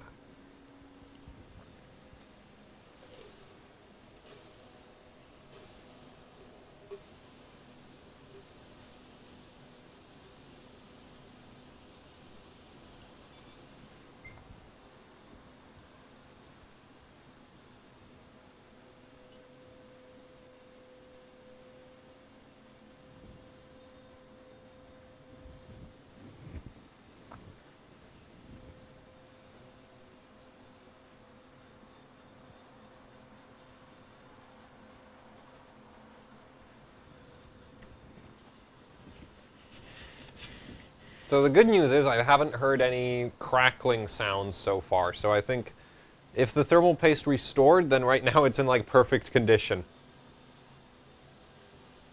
Because earlier in the earlier during the stream, when like on the initial pull down, what's with the mouse? Like, why is that not working again? Windows.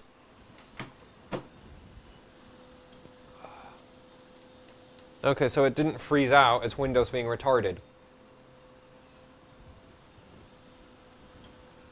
Okay, let's try a USB 2 port. There.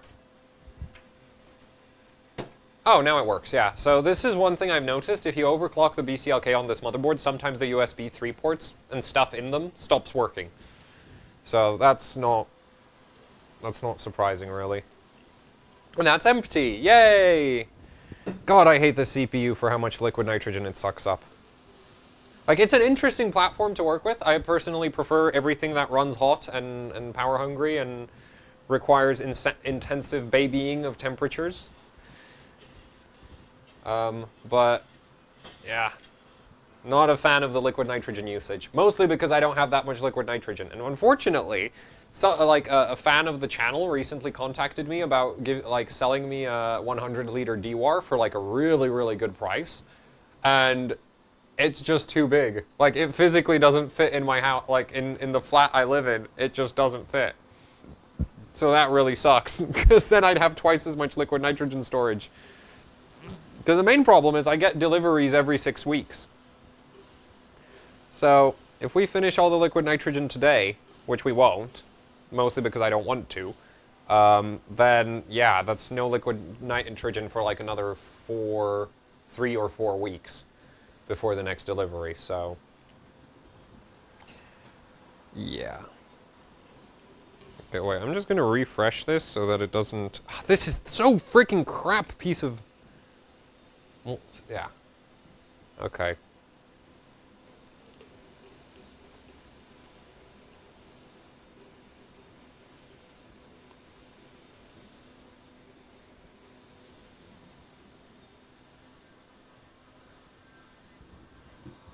Okay, so something's crashing. I probably have just too much core clock. Actually, well, we'll see. And the memory controller is screwed up. Yay!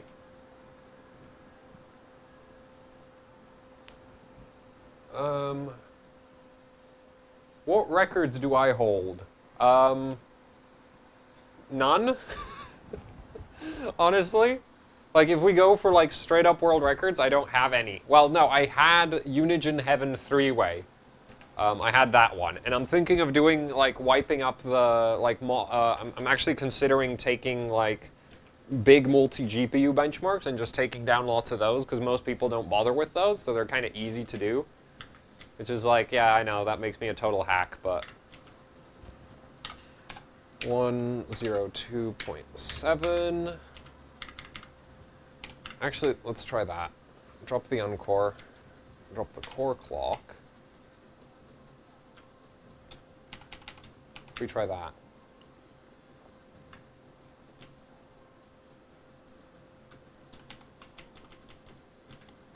I'm pretty sure I'm not able to cool that much voltage. That's way too high. Oh, that's empty again. This is getting really bad. That's normal, what the board just did. It does that. You change the BCLK and it needs to post twice. I don't know why it does that, but that's a thing.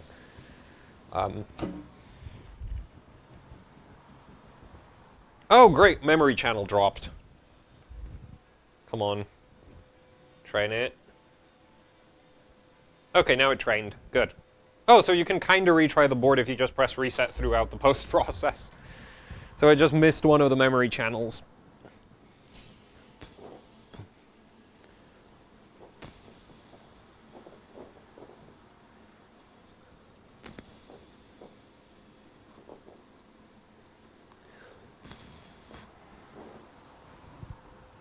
Yeah. What now? Stupid board.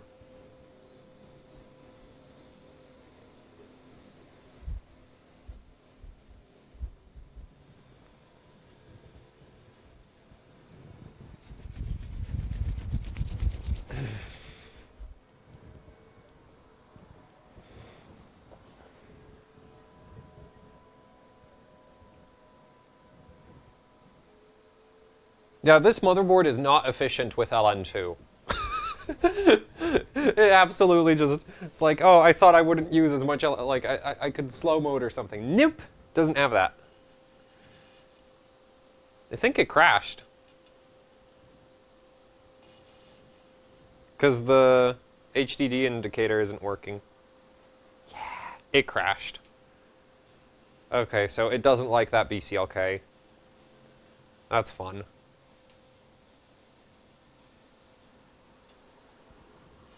Alright, can I even get into BIOS if the BCLK is too high? And I haven't been saving profiles. Gah! I swear, on X299, the motherboard situation is, in my opinion, not great for extreme overclocking, because if you buy a Rampage 6 Apex, you have of all the extreme overclocking boards, you have the weakest VRM. If you buy the OC formula, you need to survive ASRock's BIOS, which I don't know how people do that. Like, every ASRock board I've ever used, the BIOS is just like the worst thing I've ever come across. Ever. It's every single one of them. And then there's this thing, which, like, I like the BIOS, but there's no safe boot, there's no slow mode, there's no retry. And it's just like...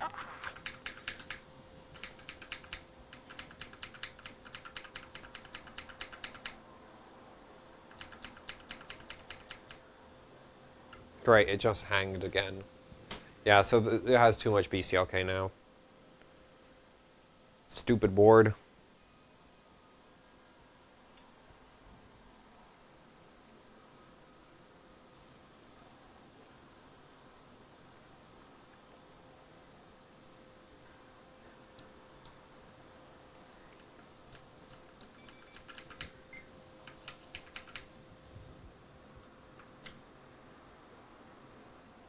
Okay, this is definitely too much.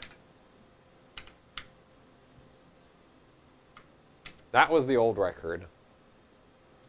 I mean, we could try per core. Like, bump up a couple of the cores at a time.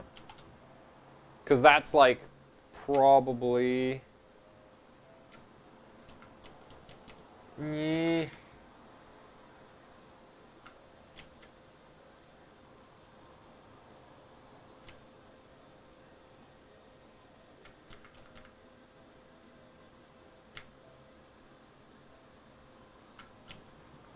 Okay, let's try this.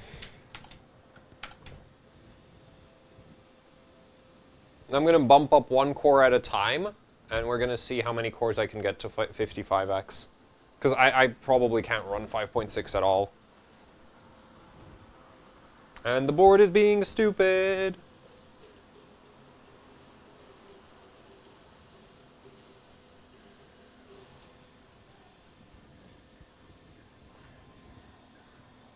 Oh yeah, save a profile. Good point. We can do that.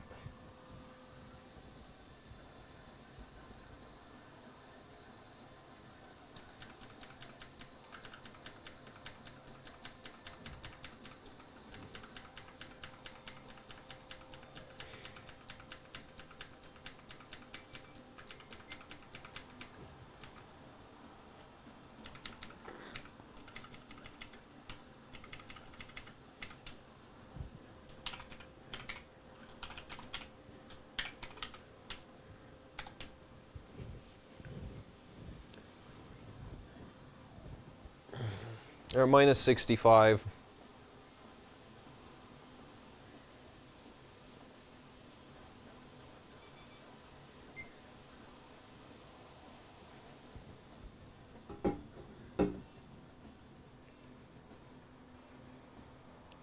Yeah, spending a ton of LN2 on bumping up per core. What can you do about it? Machine check exception. Ugh. Why can't you just work?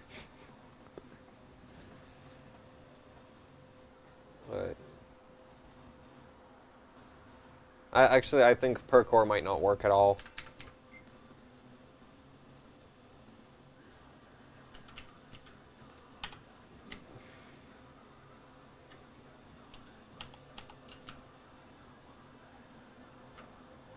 Let's try that instead. I think I should just give up any hope of this CPU ever doing more than like 5.56 gigahertz.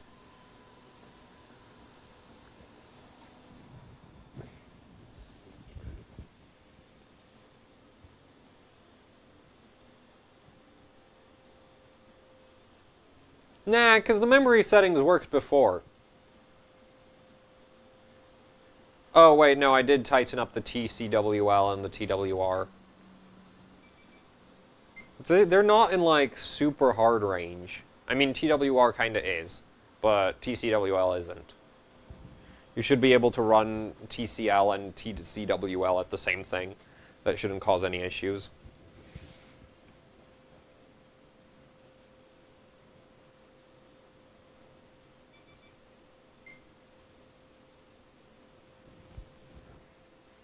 Z77 doesn't have a Z77 doesn't have an uncore ratio. That's a Haswell thing. It didn't exist before. Like, cache overclocking wasn't a thing until Haswell.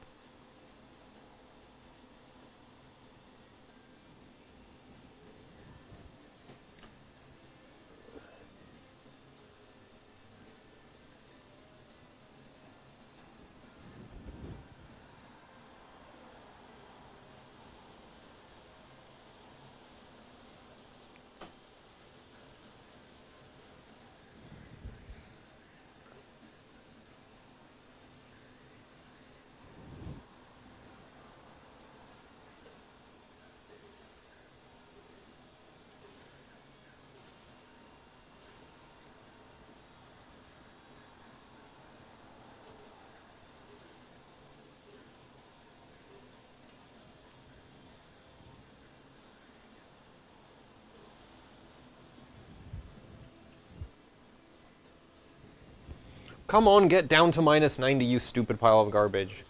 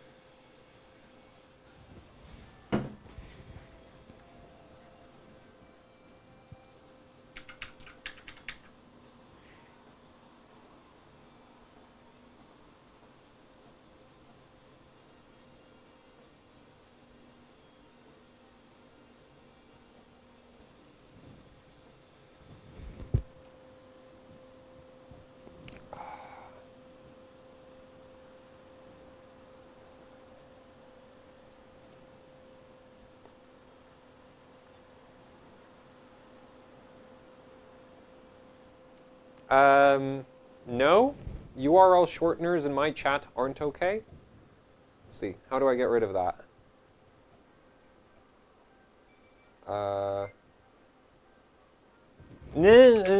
I need to get to the BIOS. Oh. Wait, what? Banned? Wait, was he spamming? What? Show us your sandals. They're freaking like... Is that enough? I need to get into the bloody BIOS. Stop distracting. Oh, come on.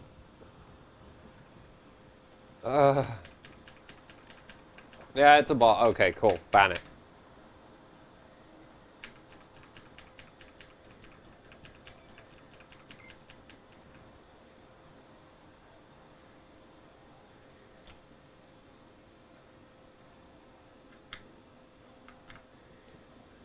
Stravo, Savram, Buildzoid, I love you. That makes one of us. Anyway, let's see. I think I have too much vCore. I think it's getting literally too hot. I know everybody else is running more vCore than me, but it's just like, this LN2 pod is really light. Oh shit, I should have changed the memory settings. Damn it, now this video is probably good. Actually, no.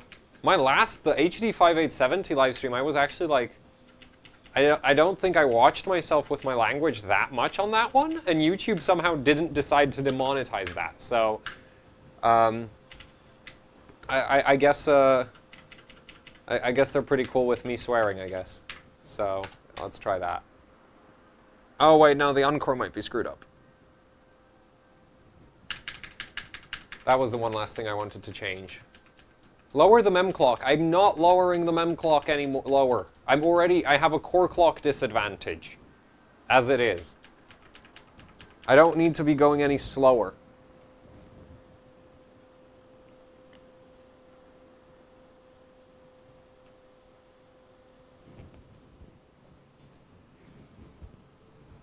I'm gonna shove more voltage into the uncore.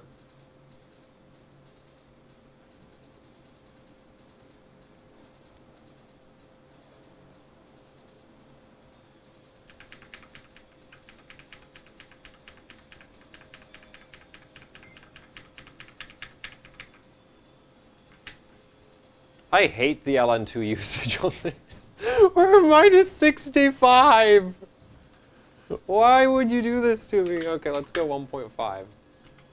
Oh yeah, I love these, wait, these suggested voltage come on, move, mouse, move! There, these suggested voltage ranges. I can tell you for a fact, if you shove that into your uncore, even on LN2, there's probably not going to be much left of the uncore.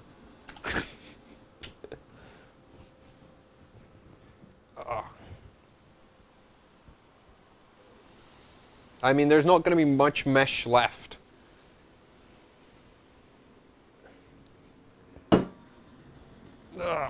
Well, that's empty again. That's great.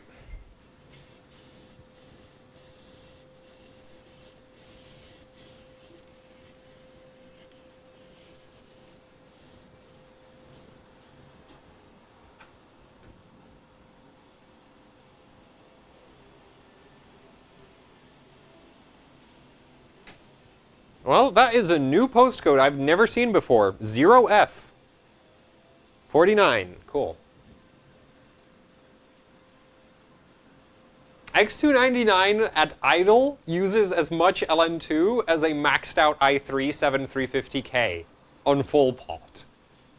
Like, is ridiculous.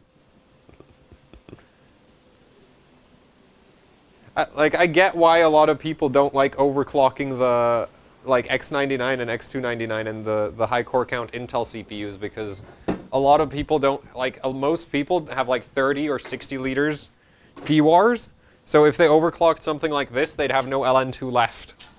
And honestly, even for me, this is a complete disaster. I should get on like Dancop's level and have like 400 liters of LN2 available.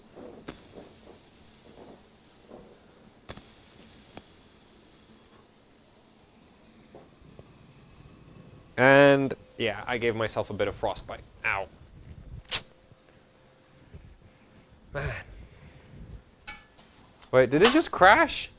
You useless garbage! Ugh. Well, not frostbite, but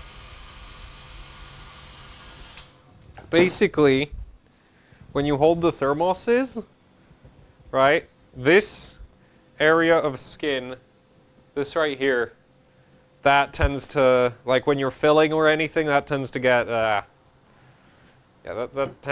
you tend to give yourself a burn there. At least I do. Because like the LN2 gets trapped between the thermos and your and your hand, and yeah, it's no good. I'm starting to think maybe I have too much mesh voltage at this point.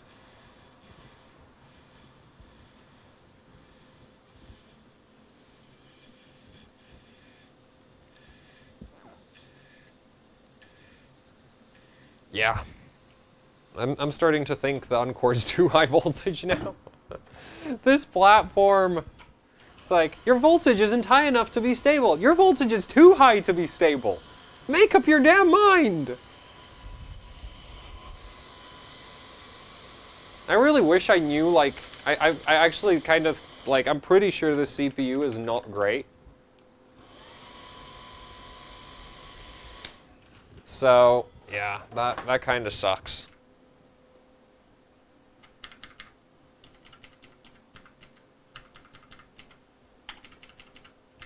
Core clock before uncore. 1.45. Let's try that.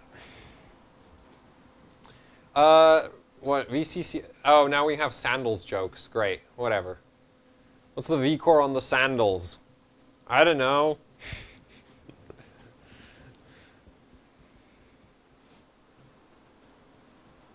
What? The CPU is delidded, but liquid metal does not work below like -40 or -20 or something like that.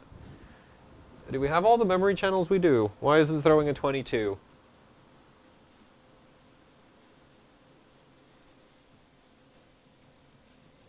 I'm running actually for the thermal paste, I'm running Cryonaut under the IHS and on top of the IHS.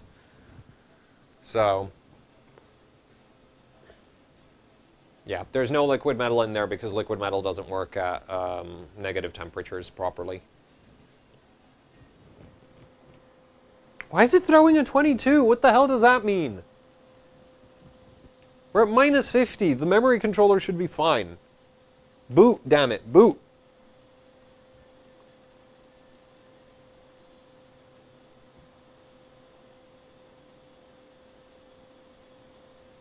I swear, this computer just likes trolling me. If I don't watch the postcode, it won't post. As soon as I keep staring at it, it's fine.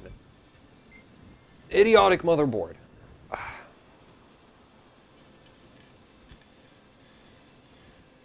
We're at minus 46.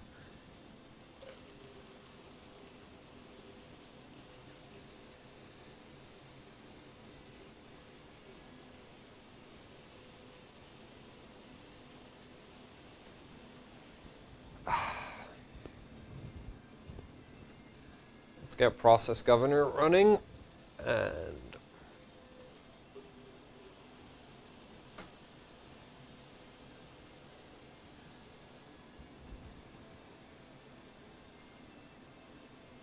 could you solder the IHS onto the core? It is very expensive, very hard to do, and not something I'm capable of doing. Der Bauer experimented with soldering Skylake CPUs, and he got it working, but it's like a ridiculously complicated process.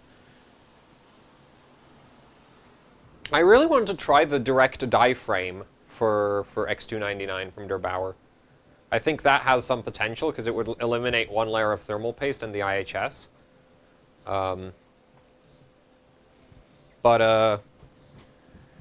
Yeah, okay, let's see. I swear this idle power consumption is killer.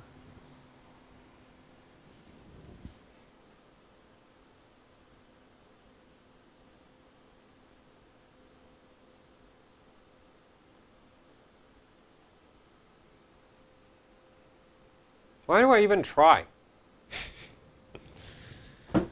I should just give up, go back down to the previous settings, and just keep rerunning them in hopes of a better score.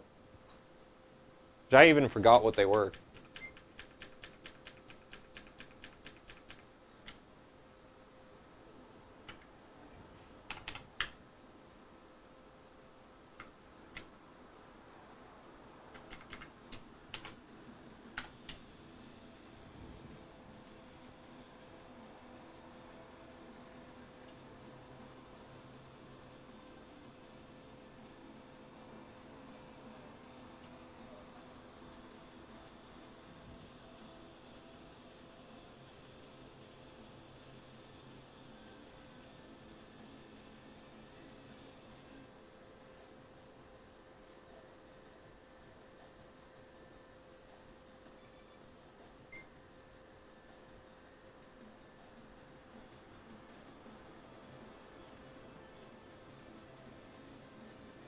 What? No, the VCCSA voltage on X299 here.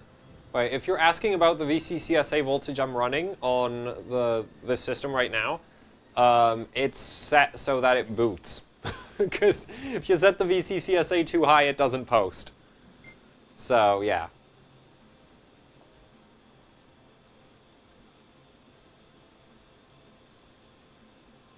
Like, I'm running less VCCSA than what you would run on, like, air cooling. Because it doesn't work if you push that much VCCSA. The system agent gets all triggered about being overvolted too much and doesn't bloody run.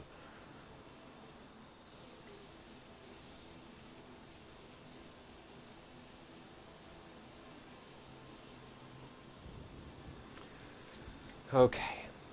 Let's get process governor going. I really think the CPU is just terrible. Like, that is what I really want to believe, that my CPU is just bad. Because that would make me feel a lot less bad about like, how things are going. On the flip side, I've managed to beat Arsenino, so that's something. And Arsenino is like one of the best guys in Italy, if not the best guy in Italy. And he was world #1 for a bit. So, yeah, but I don't know how much time he spent on the 7940X. It might have been like he just got one and was like, let's try this, and then gave up. So. 80? There should be like a press enter to run in Geekbench. That'd be much more convenient than trying to like hit it with the mouse.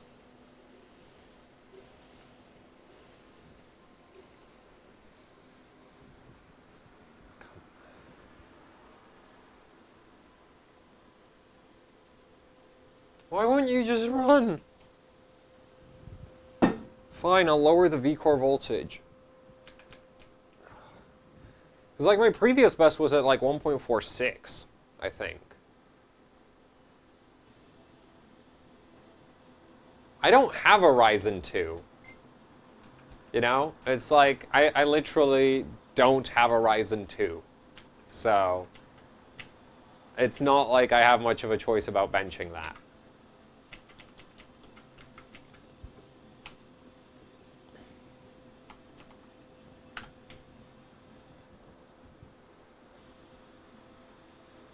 It's like, I'm a huge AMD fan, and AMD won't send me stuff, so... that's great, you know. That's a good feeling. I have, like, I'm pretty sure I have twice as many... Oh, wait, no. No, I think I still have more AMD cards than I have NVIDIA cards, but it's getting kind of to the point where it's roughly equal, but... Yeah.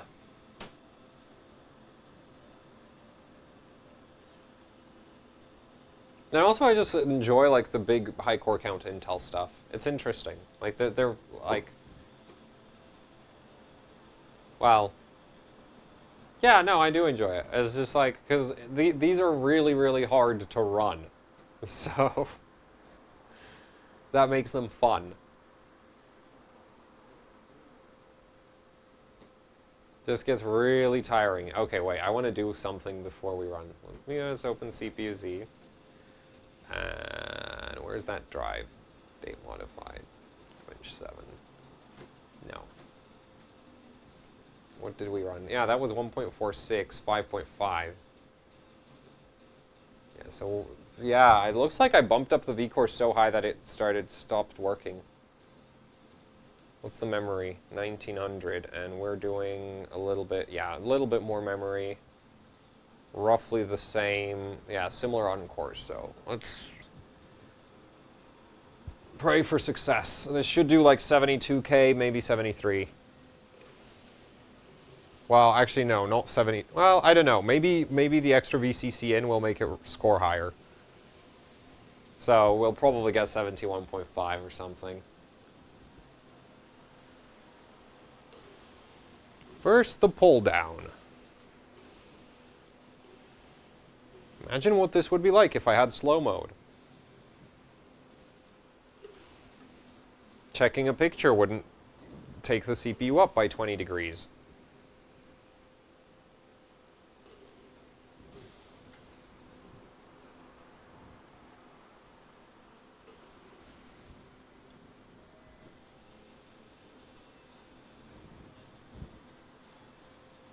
What is wrong with you?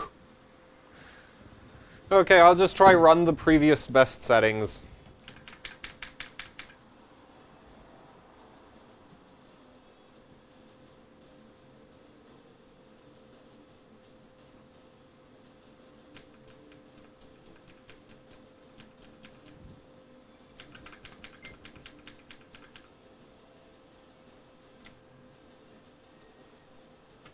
Let's see, just as an experiment, I'll set the VCC in back down and...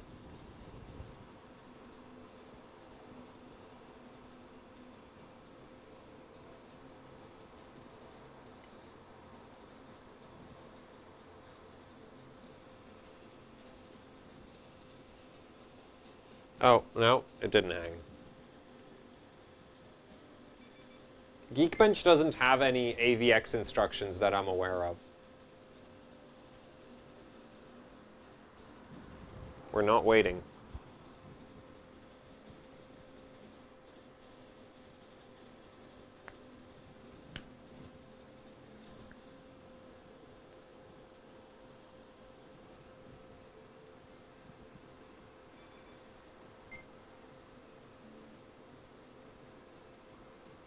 I'm pretty sure this would run better direct die.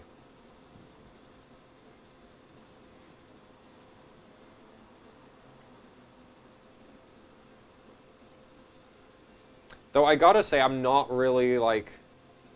I'm not a huge fan of the Der Bauer the direct die frame on the basis that it's, like, really fiddly to install. Like, it's not even remote, like, the installation process for it is not simple at all. So, not a big fan of it for that reason, but I still think, like, for... Like, if you're not going to be swapping CPUs a lot, it should be great.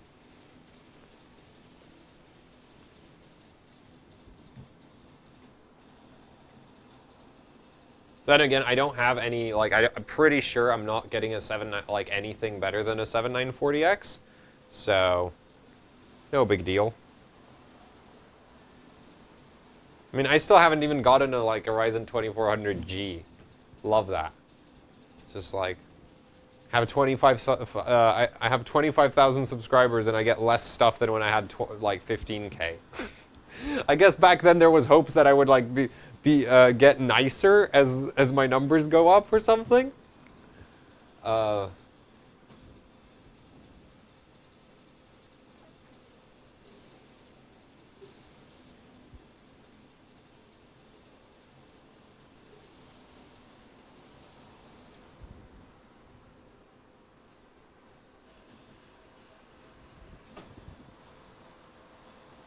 No, it still keeps just instantly crashing. I think I'll just pack up, because, like, this just kind of feels like it's not going to work, ever. Like, I think we're going to pack up on Geekbench, and we're going to move on to... Cine? Let's try Sign. Let's try something easier. Something less frustrating. Something more shorter and a little bit more interesting to watch.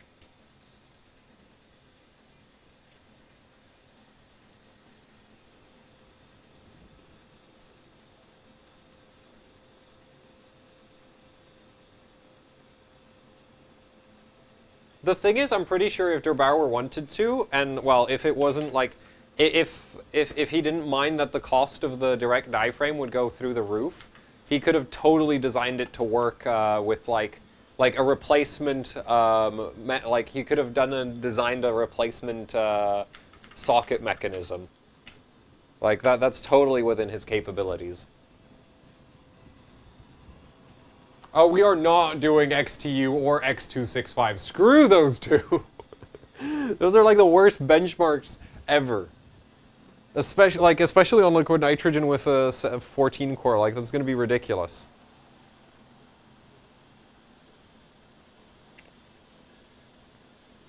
Also, Splav's CPU does like 5.1 gigahertz on cold water. So, his CPU is just an absolute beast. So, yeah.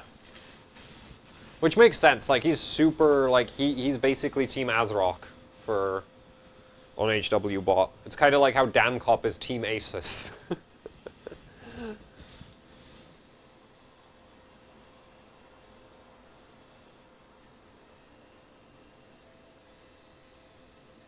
Yeah, no, we are not grinding X265. Like, I know exactly what'll happen. It'll run stupid hot. I'm not interested.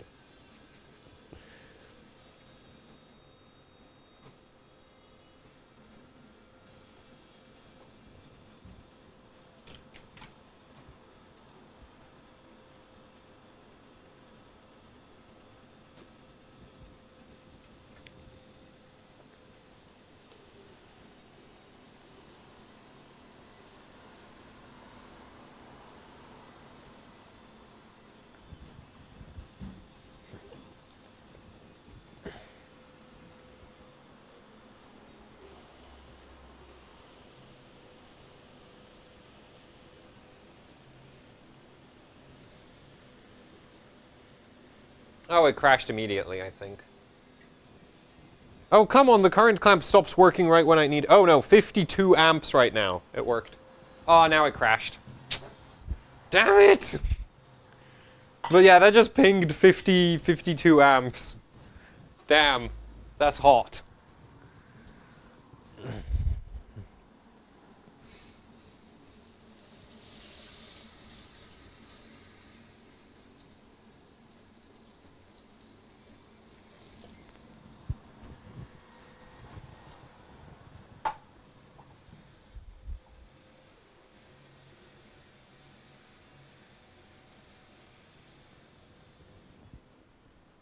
I'm not waiting, because that will not work.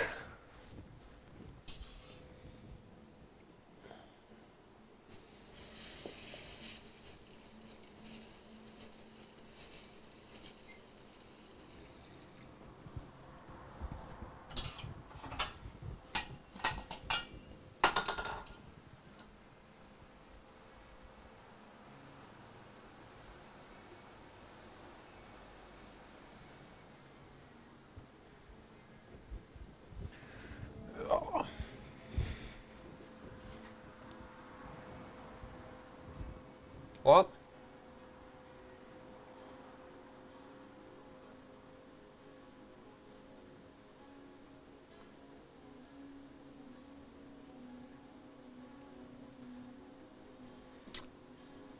Okay, wait, what's with the... What? People are wondering about, like, spilling LN2 on my hand? Really? There. It's fine. I'm just so damn good at overclocking that even LN2 doesn't hurt me. It doesn't actually work like that, but... Yeah, there we go. Wait, I need real time. Also, what the hell is this? Change, set priority, real time. There. Okay, minus, let's try minus 100, just to see if it'll work.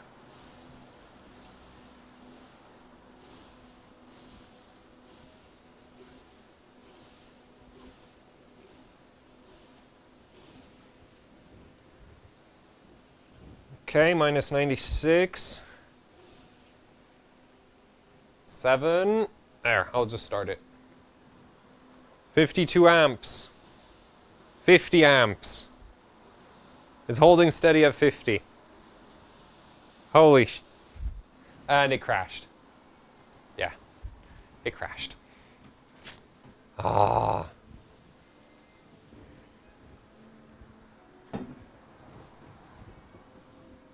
Real-time makes Cinebench, what it does is it basically tells the operating system that Cinebench gets priority on CPU access.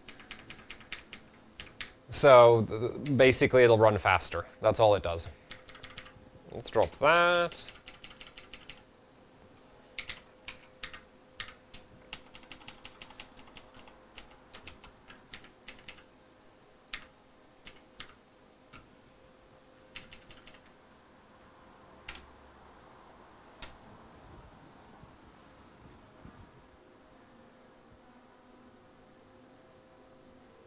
$500 bits to pour LN2 on your hand. Didn't I just do that?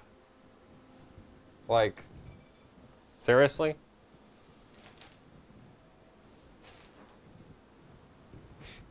There. Now where's the 500 bits?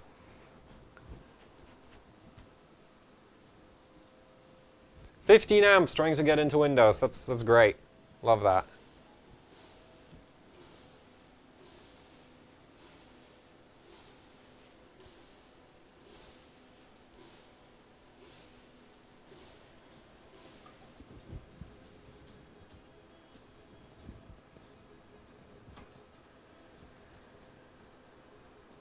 So last time I was benching Cinebench, I was doing it at like 1.5 volts.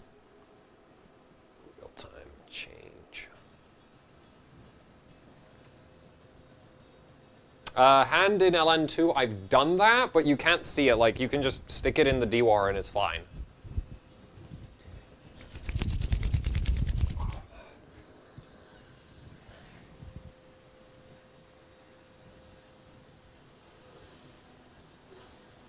Also, that thing is so empty, I'd have to reach in really far to actually get it. So, I'm not doing that. And the other DWARs are empty as well. And those I can't actually fit my hand into. Run. 51. Come on. Come on. Damn it. It crashed again. And I cold bugged. I'm pretty sure we'll... Okay, wait.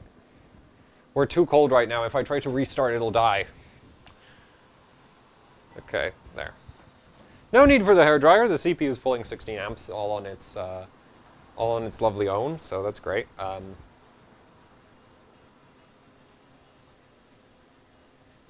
How many liters have been wasted on this stream already? Well, that tank is 30 liter. That tank was probably about 28 liters when I filled it up earlier today.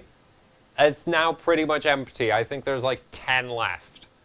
Maybe less than that. Probably less than that. I'll just shove more voltage into Cinebench. Stupid benchmark. Are you going for a world record? Not really. The CPU doesn't have a chance of doing that in a million years.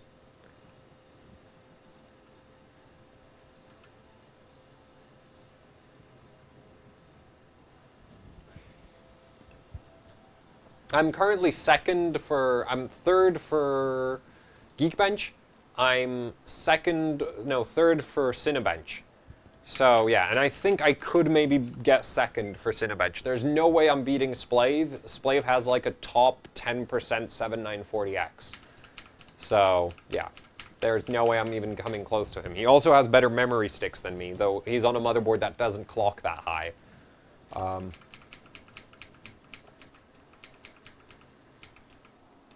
Like, my CPU probably isn't the best, because even when it's on water, I run more voltage than, like, everybody else. Like, I have a friend with a 7940X, and his runs significantly less voltage than mine for most things.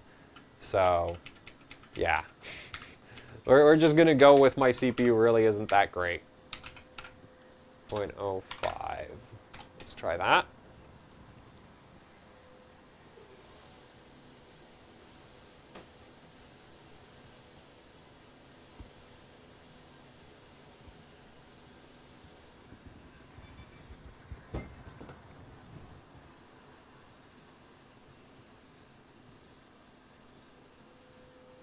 No, you're not preparing anything, Windows.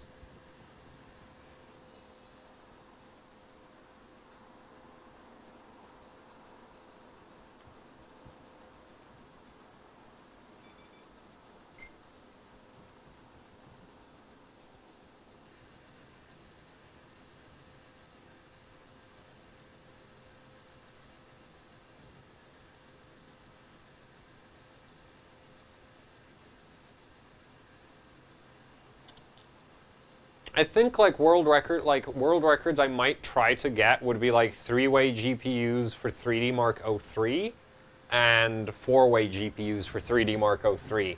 And I'll do that either with an 8700K or a 7700K. And maybe some other big multi-GPU setups in old benchmarks. I think I could probably... I'm just gonna check what Vantage 4-way is. Actually, no, I couldn't do Vantage just because I don't have a 16-core. But, for Vantage, you need the 18 or the 16-core. But I could probably... We'll see. Vantage performance, 4-way. 3-way. Actually, I could probably take 3-way. Yeah, Wait, no.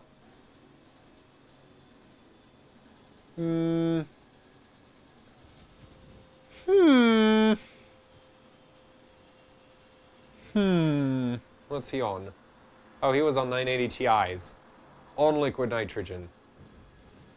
Yeah. Nah, I'm not beating that. Probably not beating that at all. Yeah, that's the thing. I don't have enough GPU firepower for anything more modern than some 3D Mark 05 I can do probably, an 03, Maybe Aquamark.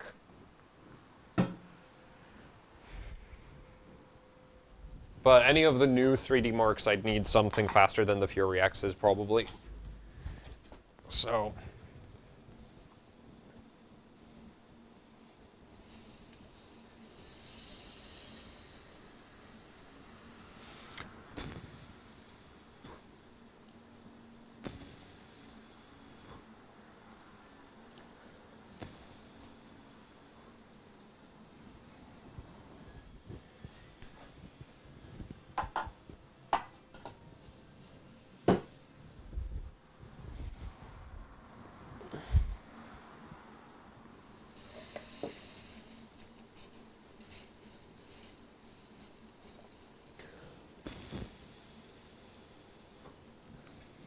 If AMD sent me like 3 Vega 64s, I'd go to town on some benchmarks, on a lot of 3D benchmarks. But yeah, as it is, like I know for a fact nobody is ever gonna send me an NVIDIA card.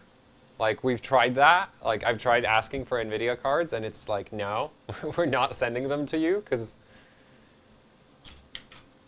Like, it's not even like with restrictions or anything. It's like, no, you can't even borrow them. It's like, it's not bloody fair, is it?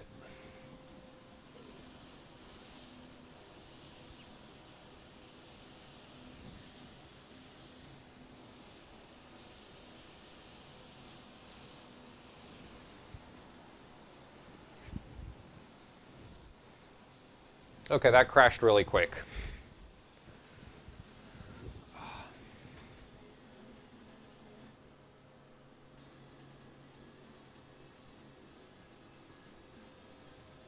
Three-way? No, I don't even want the Frontier editions. I just want, like, Vega 64. Actually, I'd want Vega 64 Liquid editions. Yeah. Those. Those would, I think, be the best. 64 liquids, and 3 of them. That'd be bad. that would definitely take 3-way Vantage. And 4-way Vantage. I'm not sure if actually 4-way and 3-way Crossfire would work for those, though.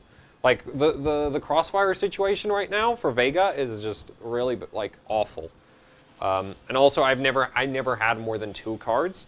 And 2 cards worked okay, but, like, AMD doesn't officially support 3-way and 4-way anymore, so I don't know if it'll even work in Benchmark. Nope, not Geekbench.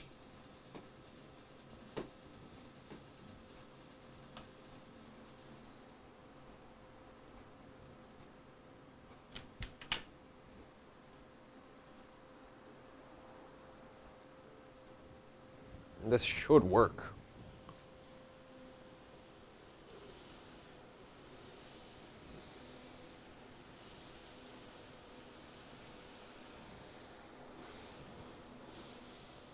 Okay, no, that just keeps crashing.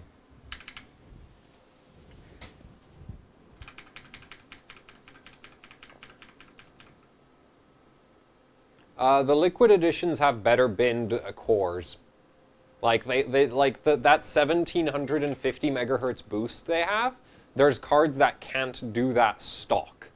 Well, like there's air cards which even if you water cool them, they're not doing 1750. That's literally only the Liquid editions that do that consistently. So those are binned a bit better. So if you have 3 Liquid editions that do 1750, like they're top Vegas right there. Really not sure what's going on right now. Let's try that.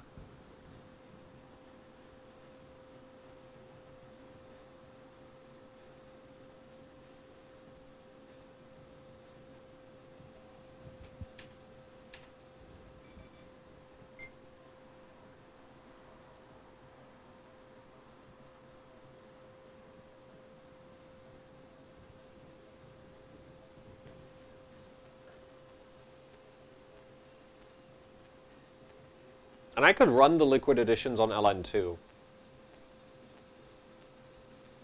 I mean, I think already on water they'd be powerful enough, but if I threw them on LN2, I could probably maybe attack Time Spy as well. Like, I could do Time Spy, Fire Strike, and Fire Strike Extreme, along with the 14 core here. I mean, I wouldn't be at the very, very top, but it wouldn't be like I'd be down in the gutter. like for some of the other benchmarks.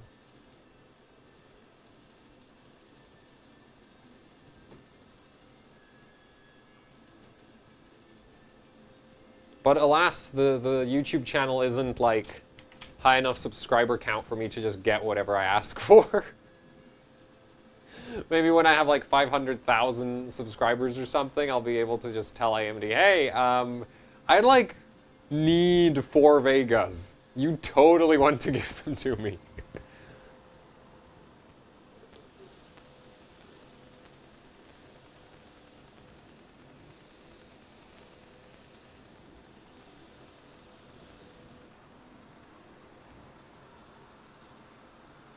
Okay, well, that just went to 54 amps and then crashed.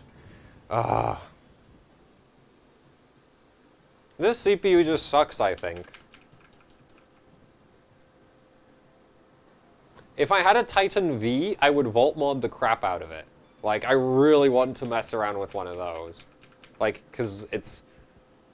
Yeah. Because, like, there's no volt mod guide for that thing, and it's just, like, I like experimenting with things where like, you have to figure out a lot of stuff on your own. Okay, so I'm thinking I'm just going to drop the base clock because this isn't going anywhere.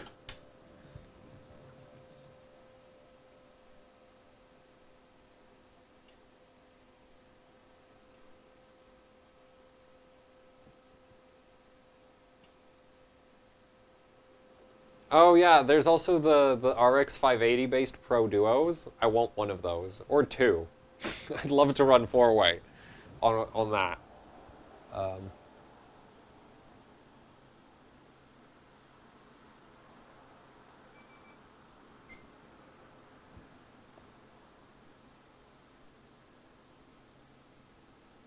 Honestly, I don't think I would get that far on the Titan V though. Like, apparently it has it has cold slow at, like, -14, and I don't know if there's any way to break through that.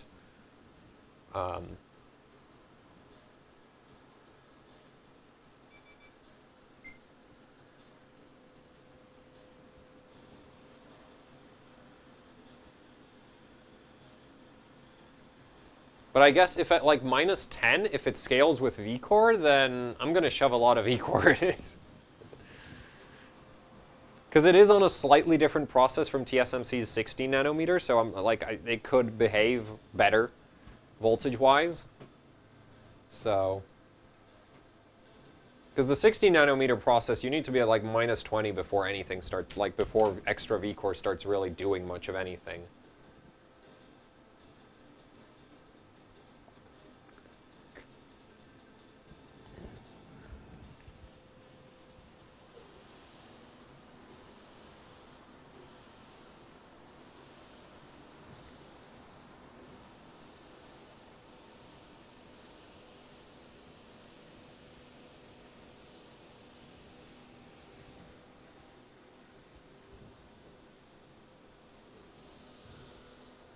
Oh, oh, nope, the core's died. Yeah. It's really obvious when it drops out on the current clamp because you see 54 amps and then some of the cores fail and it drops to 20.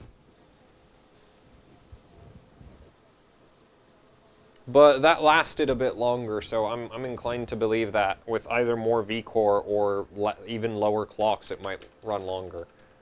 And I think... Like, I'm pretty sure the performance is on these CPUs is going to be more about, like, how much current they're pulling, because that'll be proportional to your amount of work you're doing. So even if you're at lower clocks, if it's pulling more power, it means it's doing more work. Whereas my previous record was, like, my previous Cinebench high score is, like, 5.56 gigahertz, but it's at a lot less VCC in. So it might have been, like, power throttling really, really hard. And it might not actually be as fast as what I'm doing right now.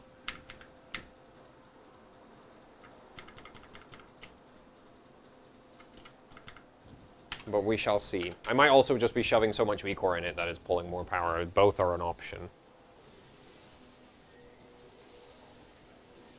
Also, I'm kind of thinking... Well, I don't know. Thinking maybe pack up and save the rest of the LN2 for the 7700K, so...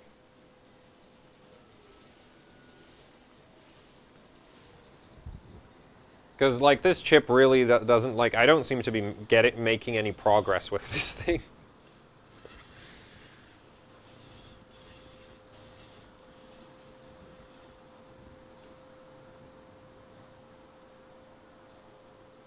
Yeah, no, if we shove more of an input voltage in it, it's just going to run even hotter. And it's going to be even less stable. It might be faster, but it'll be definitely less stable.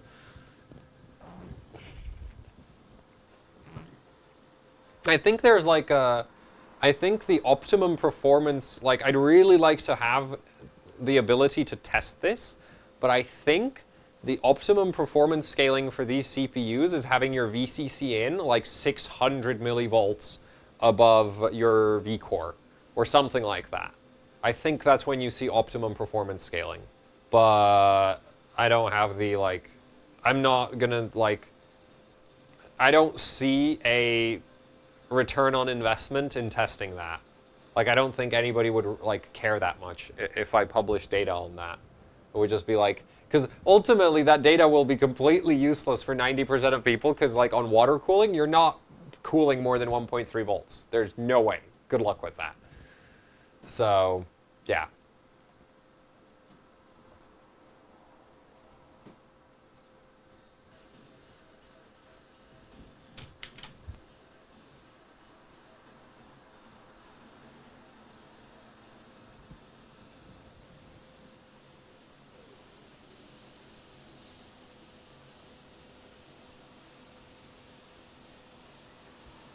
But if I had dry ice, I'd test it on that, because dry ice, like, first of all, it's not as much of a workout as the liquid nitrogen is.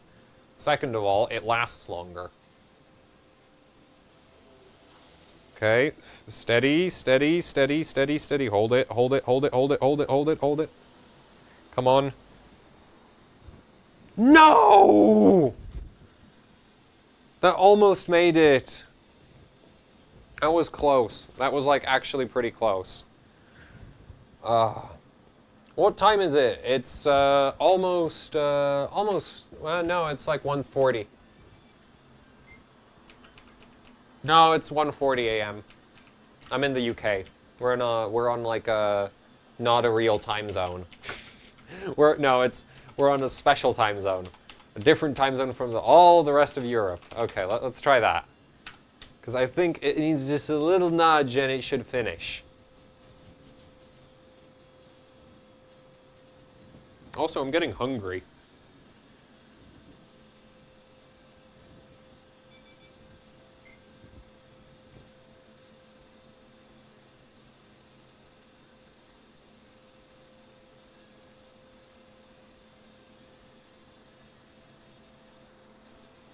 Yeah, no, there's a... Okay, so the VCCN voltage, there's like a minimum level at which you need to be for the voltage regulator to even bloody work. Okay, because there's a voltage regulator inside the CPU. So for that voltage regulator to work, there needs to be a minimum difference between the two voltages. And on X299, you can, if you're like 300 millivolts apart, the thing what you'll notice is that your performance sucks. You won't actually, like, the CPU will still work, your performance will just suck. And if you set the voltage really high, your performance will actually go up as you raise the VCCN voltage. Now, X99 wasn't like that. X99, you'd lose stability if your voltage was too low, or it wouldn't work at all. So yeah, it's not like that's a difference between the two. Like, that's straight up different.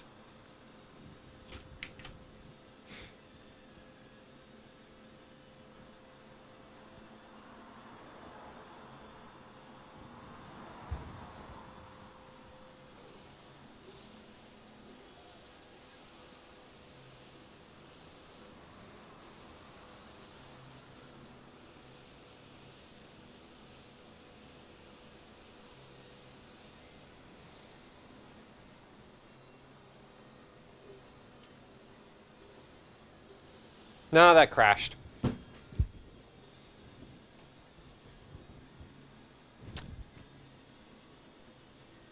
What happened to the OC show? People in it are too busy to do it. Though I'm thinking of reviving it with one of the hosts. Me and one of the other hosts are thinking of trying to revive it. It won't be called the OC show. It'll be up on my Twitch. And it'll be re-uploaded to my YouTube channel. Because I need to stat pad those those upload the upload consistency.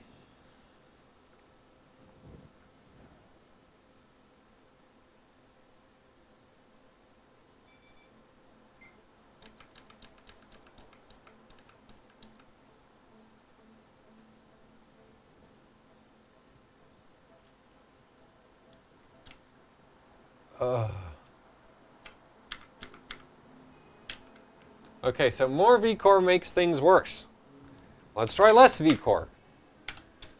Like somewhere there's going to be a voltage where it should finish, or this CPU just sucks, or I suck. Like, that's the one thing I really don't like about extreme overclocking, is just like you never know if it's your fault, the computer's fault, or the computer's fault.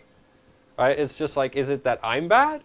Or is it that the CPU is bad? Or that the motherboard's bad? Or that the RAM is bad? Or that the operating system is bad? Or like, there's so many things that could be bad.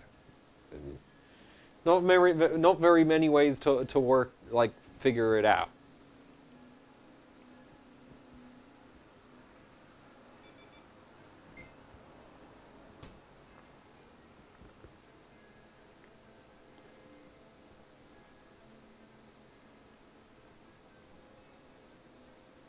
What if both are bad? Or, yeah, or you can have multiple things be bad at the same time, and then it's just like, give up. Okay, I think I'm gonna finish off this thermos, and we're gonna call it a day, because this isn't going anywhere. And I'm just throwing LN2 at this, and it's not doing anything, so I'm getting kinda frustrated. Like, I want scores. I don't want any more crashes. Ugh. If it was like, you know, if I had like 1,000 liters of LN2, I wouldn't complain. It's not a problem. I have 100 liters. It is a problem. So, yeah, let's go.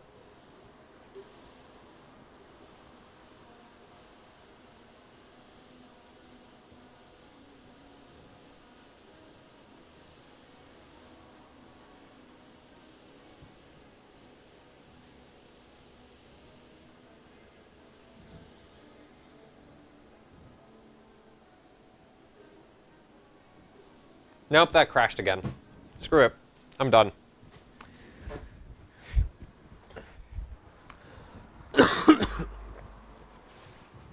I am totally done with this.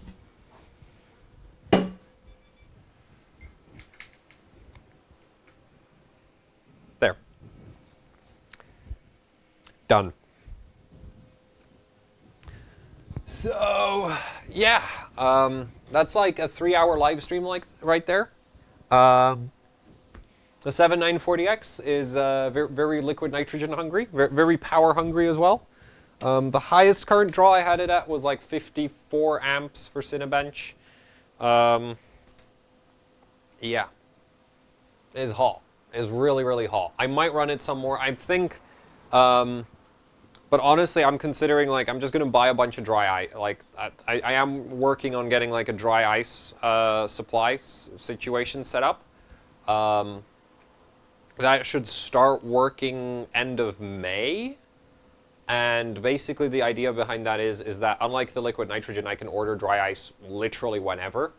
So, so basically for things like this, where this maxes out at like minus 100, like it doesn't really work below that. And GPUs, which like Vega doesn't work below minus 75 currently because the memory craps out. The HD, like, there's like a lot of GPUs, like their minimum operating temperature is like minus 110, minus 120 or something. So even if you just run them at like minus 70, they shouldn't really, like, it shouldn't be that big a difference.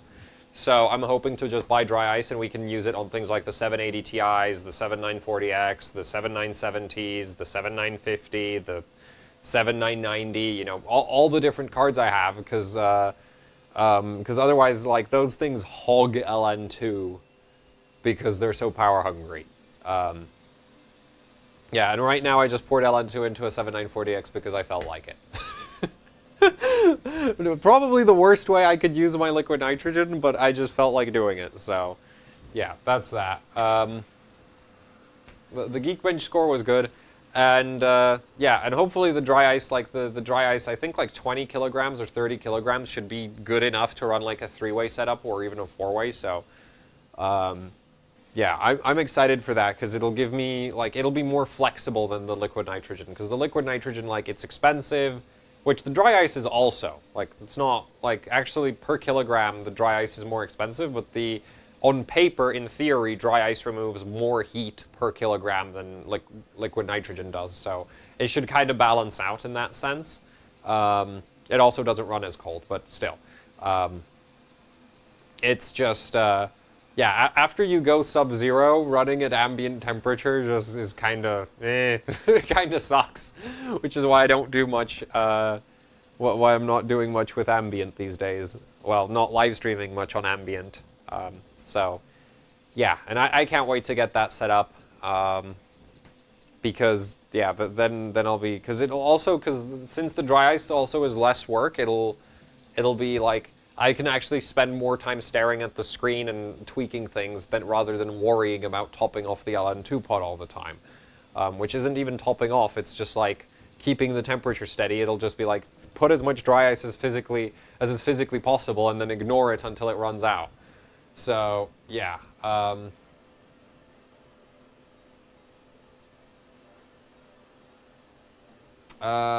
Chiller. Yeah, I know in the US you get dry ice super, super, super cheap, but not in the UK. Still. Also, somebody asked about the chiller. The chiller is currently on hold because of some interesting developments. Actually, the Peltier-based chiller project, that might evolve into something seriously cool. It's just like seriously cool in more ways than one, but it's just it just takes time, and I'm already busy with like developing the like I'm working on the custom LN2 pot, which I guess I'll tease it because I do have it. It's just the reason why I'm not using it is that there's some design flaws with it. So yeah, this is the front cover for it, and it is really, really small because it's designed for multi-GPU setups. So yeah. But that's the front cover for it. It should give you some idea of how it mounts. It fits everything. Like, the current iteration doesn't fit a Fury X. It does fit a Vega. I tried running Vega on it. It kind of sucked because of some design flaws we have. It'd be really, really weird if, you know, the first iteration of it worked. That'd be... that would be suspicious, I think. But yeah, so I'm working on that currently. Then also X470 motherboards coming in, and yeah. So I'm kind of working on I think right now I'm already kind of working on a lot of things. There's also content I do for Gamers Nexus and content I do for me. And I've also decided that I want to start doing like BIOS walkthroughs as well alongside, because I've figured out that like that seems to be something that a lot of people really want to see, as much as I'm not really sure how to do it. So. Yeah, I'm busy enough as is, and I think after the LN2, like the GPU pot is done and some other things are done, I'll start working on the chiller more seriously again, because, well, not working on it, but like, well, yeah, put more time into it, because right now is just like there's other stuff I have to do as well. So yeah, do you know when the B45 motherboards will see go retail? I have no idea. Honestly, yeah, I have no idea. So, would dry ice be a good step between ambient and LN2? Yes, I actually like when I get the dry when I start using dry ice, I will do a whole bunch of tutorial type stuff with it. I think, though I've never actually run dry ice properly myself. I went air cooling, well, no, I went AIO water, like AIO custom water, liquid nitrogen. I skipped dry ice, basically. But I have messed around with dry ice a few times, and that was without interface fluid because I was using it on like really low power stuff and really dodgy application methods. so I couldn't actually run an interface fluid, but yeah, I think it's like if I think dry ice is probably the most convenient step up from liquid from water, because there is also like phase change and stuff, but I don't really like that because phase change is loud, it's expensive, it's bulky, and also like your phase change equipment doesn't translate into LN2 equipment. Like if you have dry ice if you have LN2 pots, you can run them on dry ice. Right, if you have a phase change unit, you're not going to switch it to liquid nitrogen. It doesn't work like that. So yeah, who makes? Let's see. What next question should I take? Who makes your favorite BIOS? Favorite BIOS. That's a hard question. That's honestly a hard question. Let's see. I like. Should I actually, wait, I'm not sure. I should probably switch this over to single camera. Can't see a damn thing. Okay, that's not configured anyway properly. There we go. Yeah, so, favorite BIOS. I like Asus, I like Gigabyte, I like MSI's is, I think so. Okay, now I'll put it in terms of what I don't like. Okay, so Asus BIOS is a bit of a maze. Like they have, like the way, like most of it is laid out pretty well, but some like the power like some of the power efficiency settings are like always screw me up in their BIOS with like the turbo settings and that kind of thing. I like. For some reason, every time I use the Apex, if I haven't used it for a long time, the first thing I do is get my CPU stuck at base clock, which is just like... So, yeah, that tends to happen a lot on Asus. Like, that's what I tend to do on Asus boards a lot, especially the newer ones. On, like, the older ones, I don't actually... Like, I haven't accidentally done that on, like, X99 or something, but on Z270, I've done it all the time. Like, constantly... just getting the power settings screwed up. MSI BIOS I actually rather like, except the layout is kind of weird and it requires a lot of scrolling up and down because it's like because you have the OC tab and then it's like frequency, memory settings, frequency, like you have you have some frequency settings, more frequency settings, voltage settings, and it's just like a big long list. And then you go into your memory settings and it's an even longer bloody list. And it's just like, yeah, that's not great. But MSI BIOS is pretty smooth and decent to use, in my opinion. Gigabyte BIOS is whoever wrote the design philosophy behind the Gigabyte BIOS, I'm gonna say is like they're obsessed with compartmentalizing things, because you have your your main OC, like the MIT what is it, they call it the MIT, which stands for something tweaker. Either way, you have that main tab with all the overclocking settings, but all the overclocking settings are in a sub-menu. And so you open up like your voltage sub-menu, and then there's a voltage sub-menu for every single like component. Like you have memory voltages, CPU voltages, and it's just like, there's not enough different voltages on the entire platform to need this many different sub-menus, in my opinion. And that is like what I don't like about that one, but that BIOS is...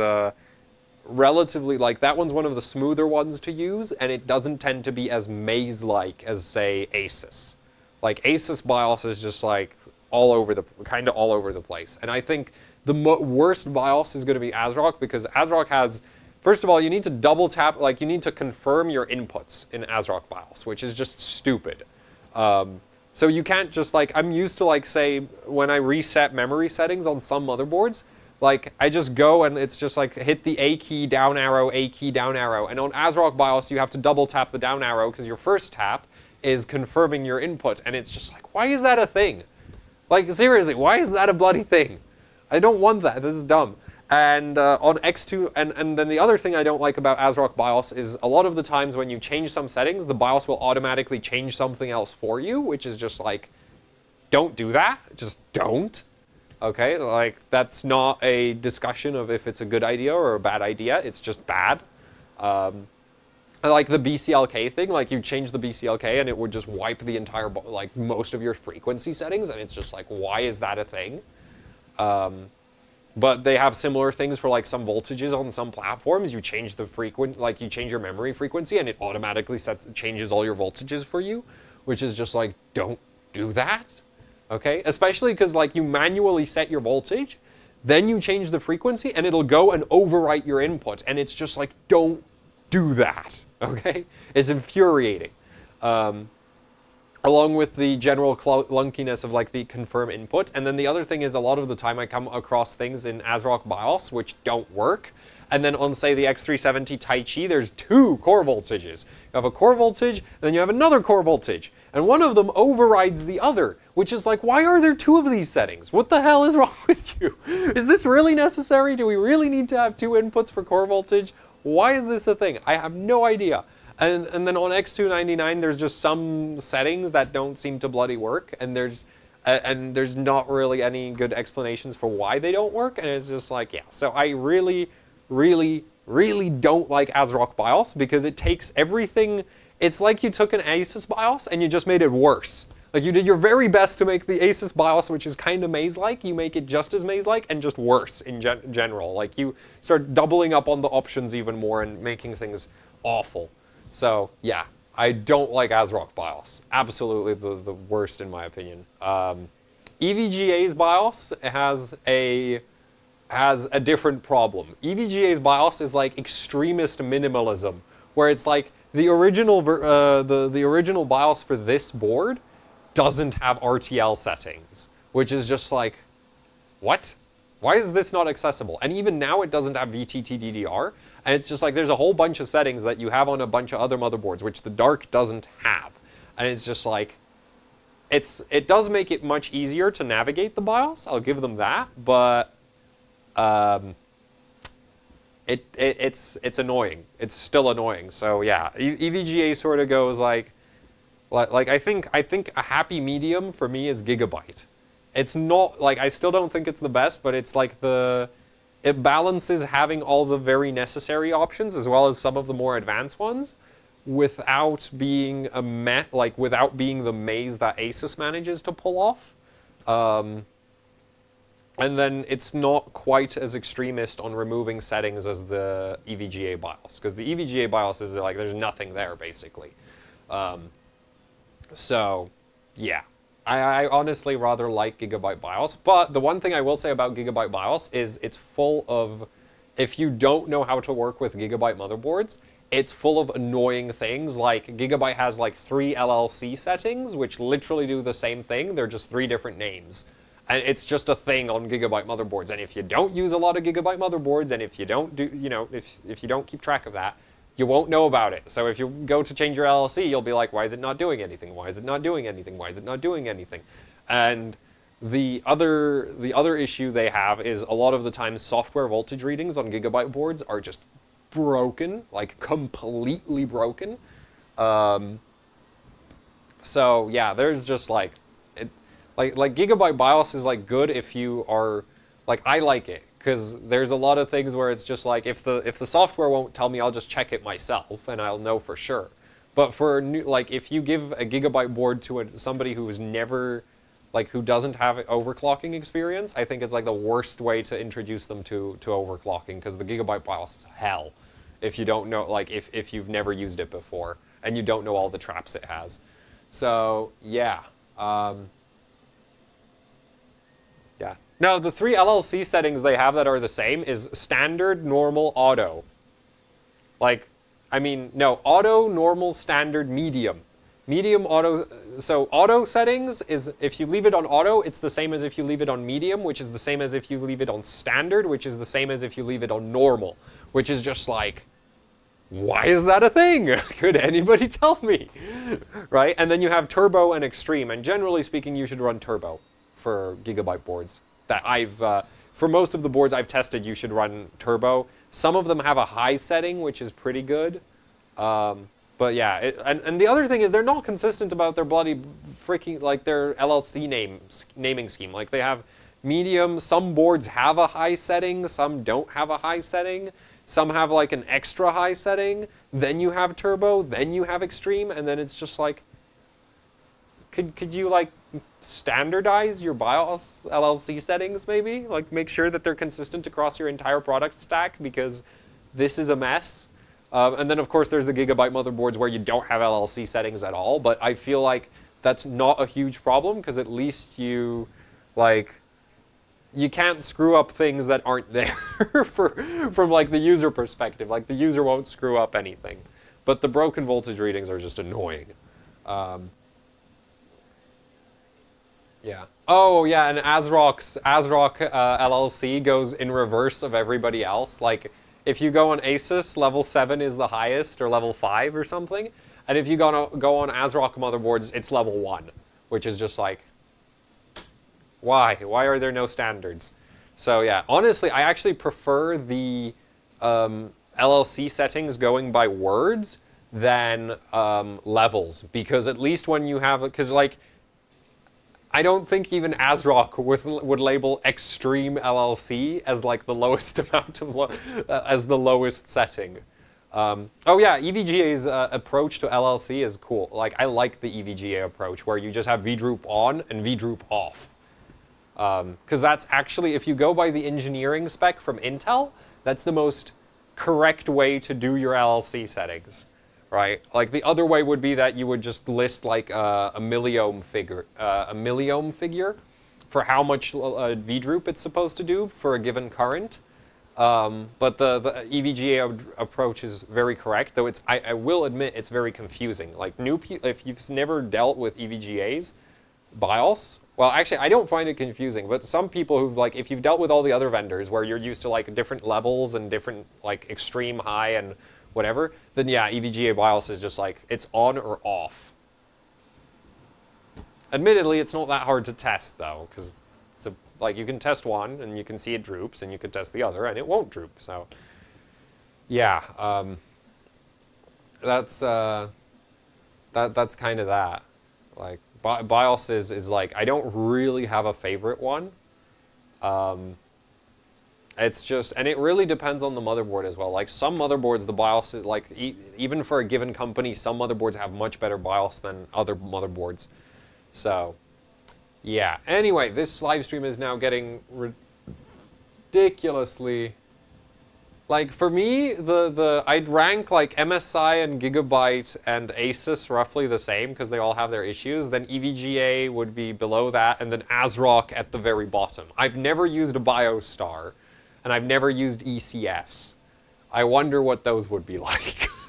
Those would probably make ASRock look good. So, yeah. Anyway, that's it for the live stream.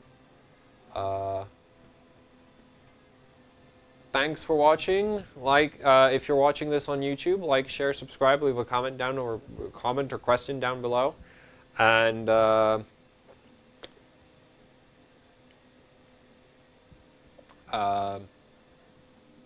make more live streams. Here's the thing about live streams. They're actually kinda difficult for me to set.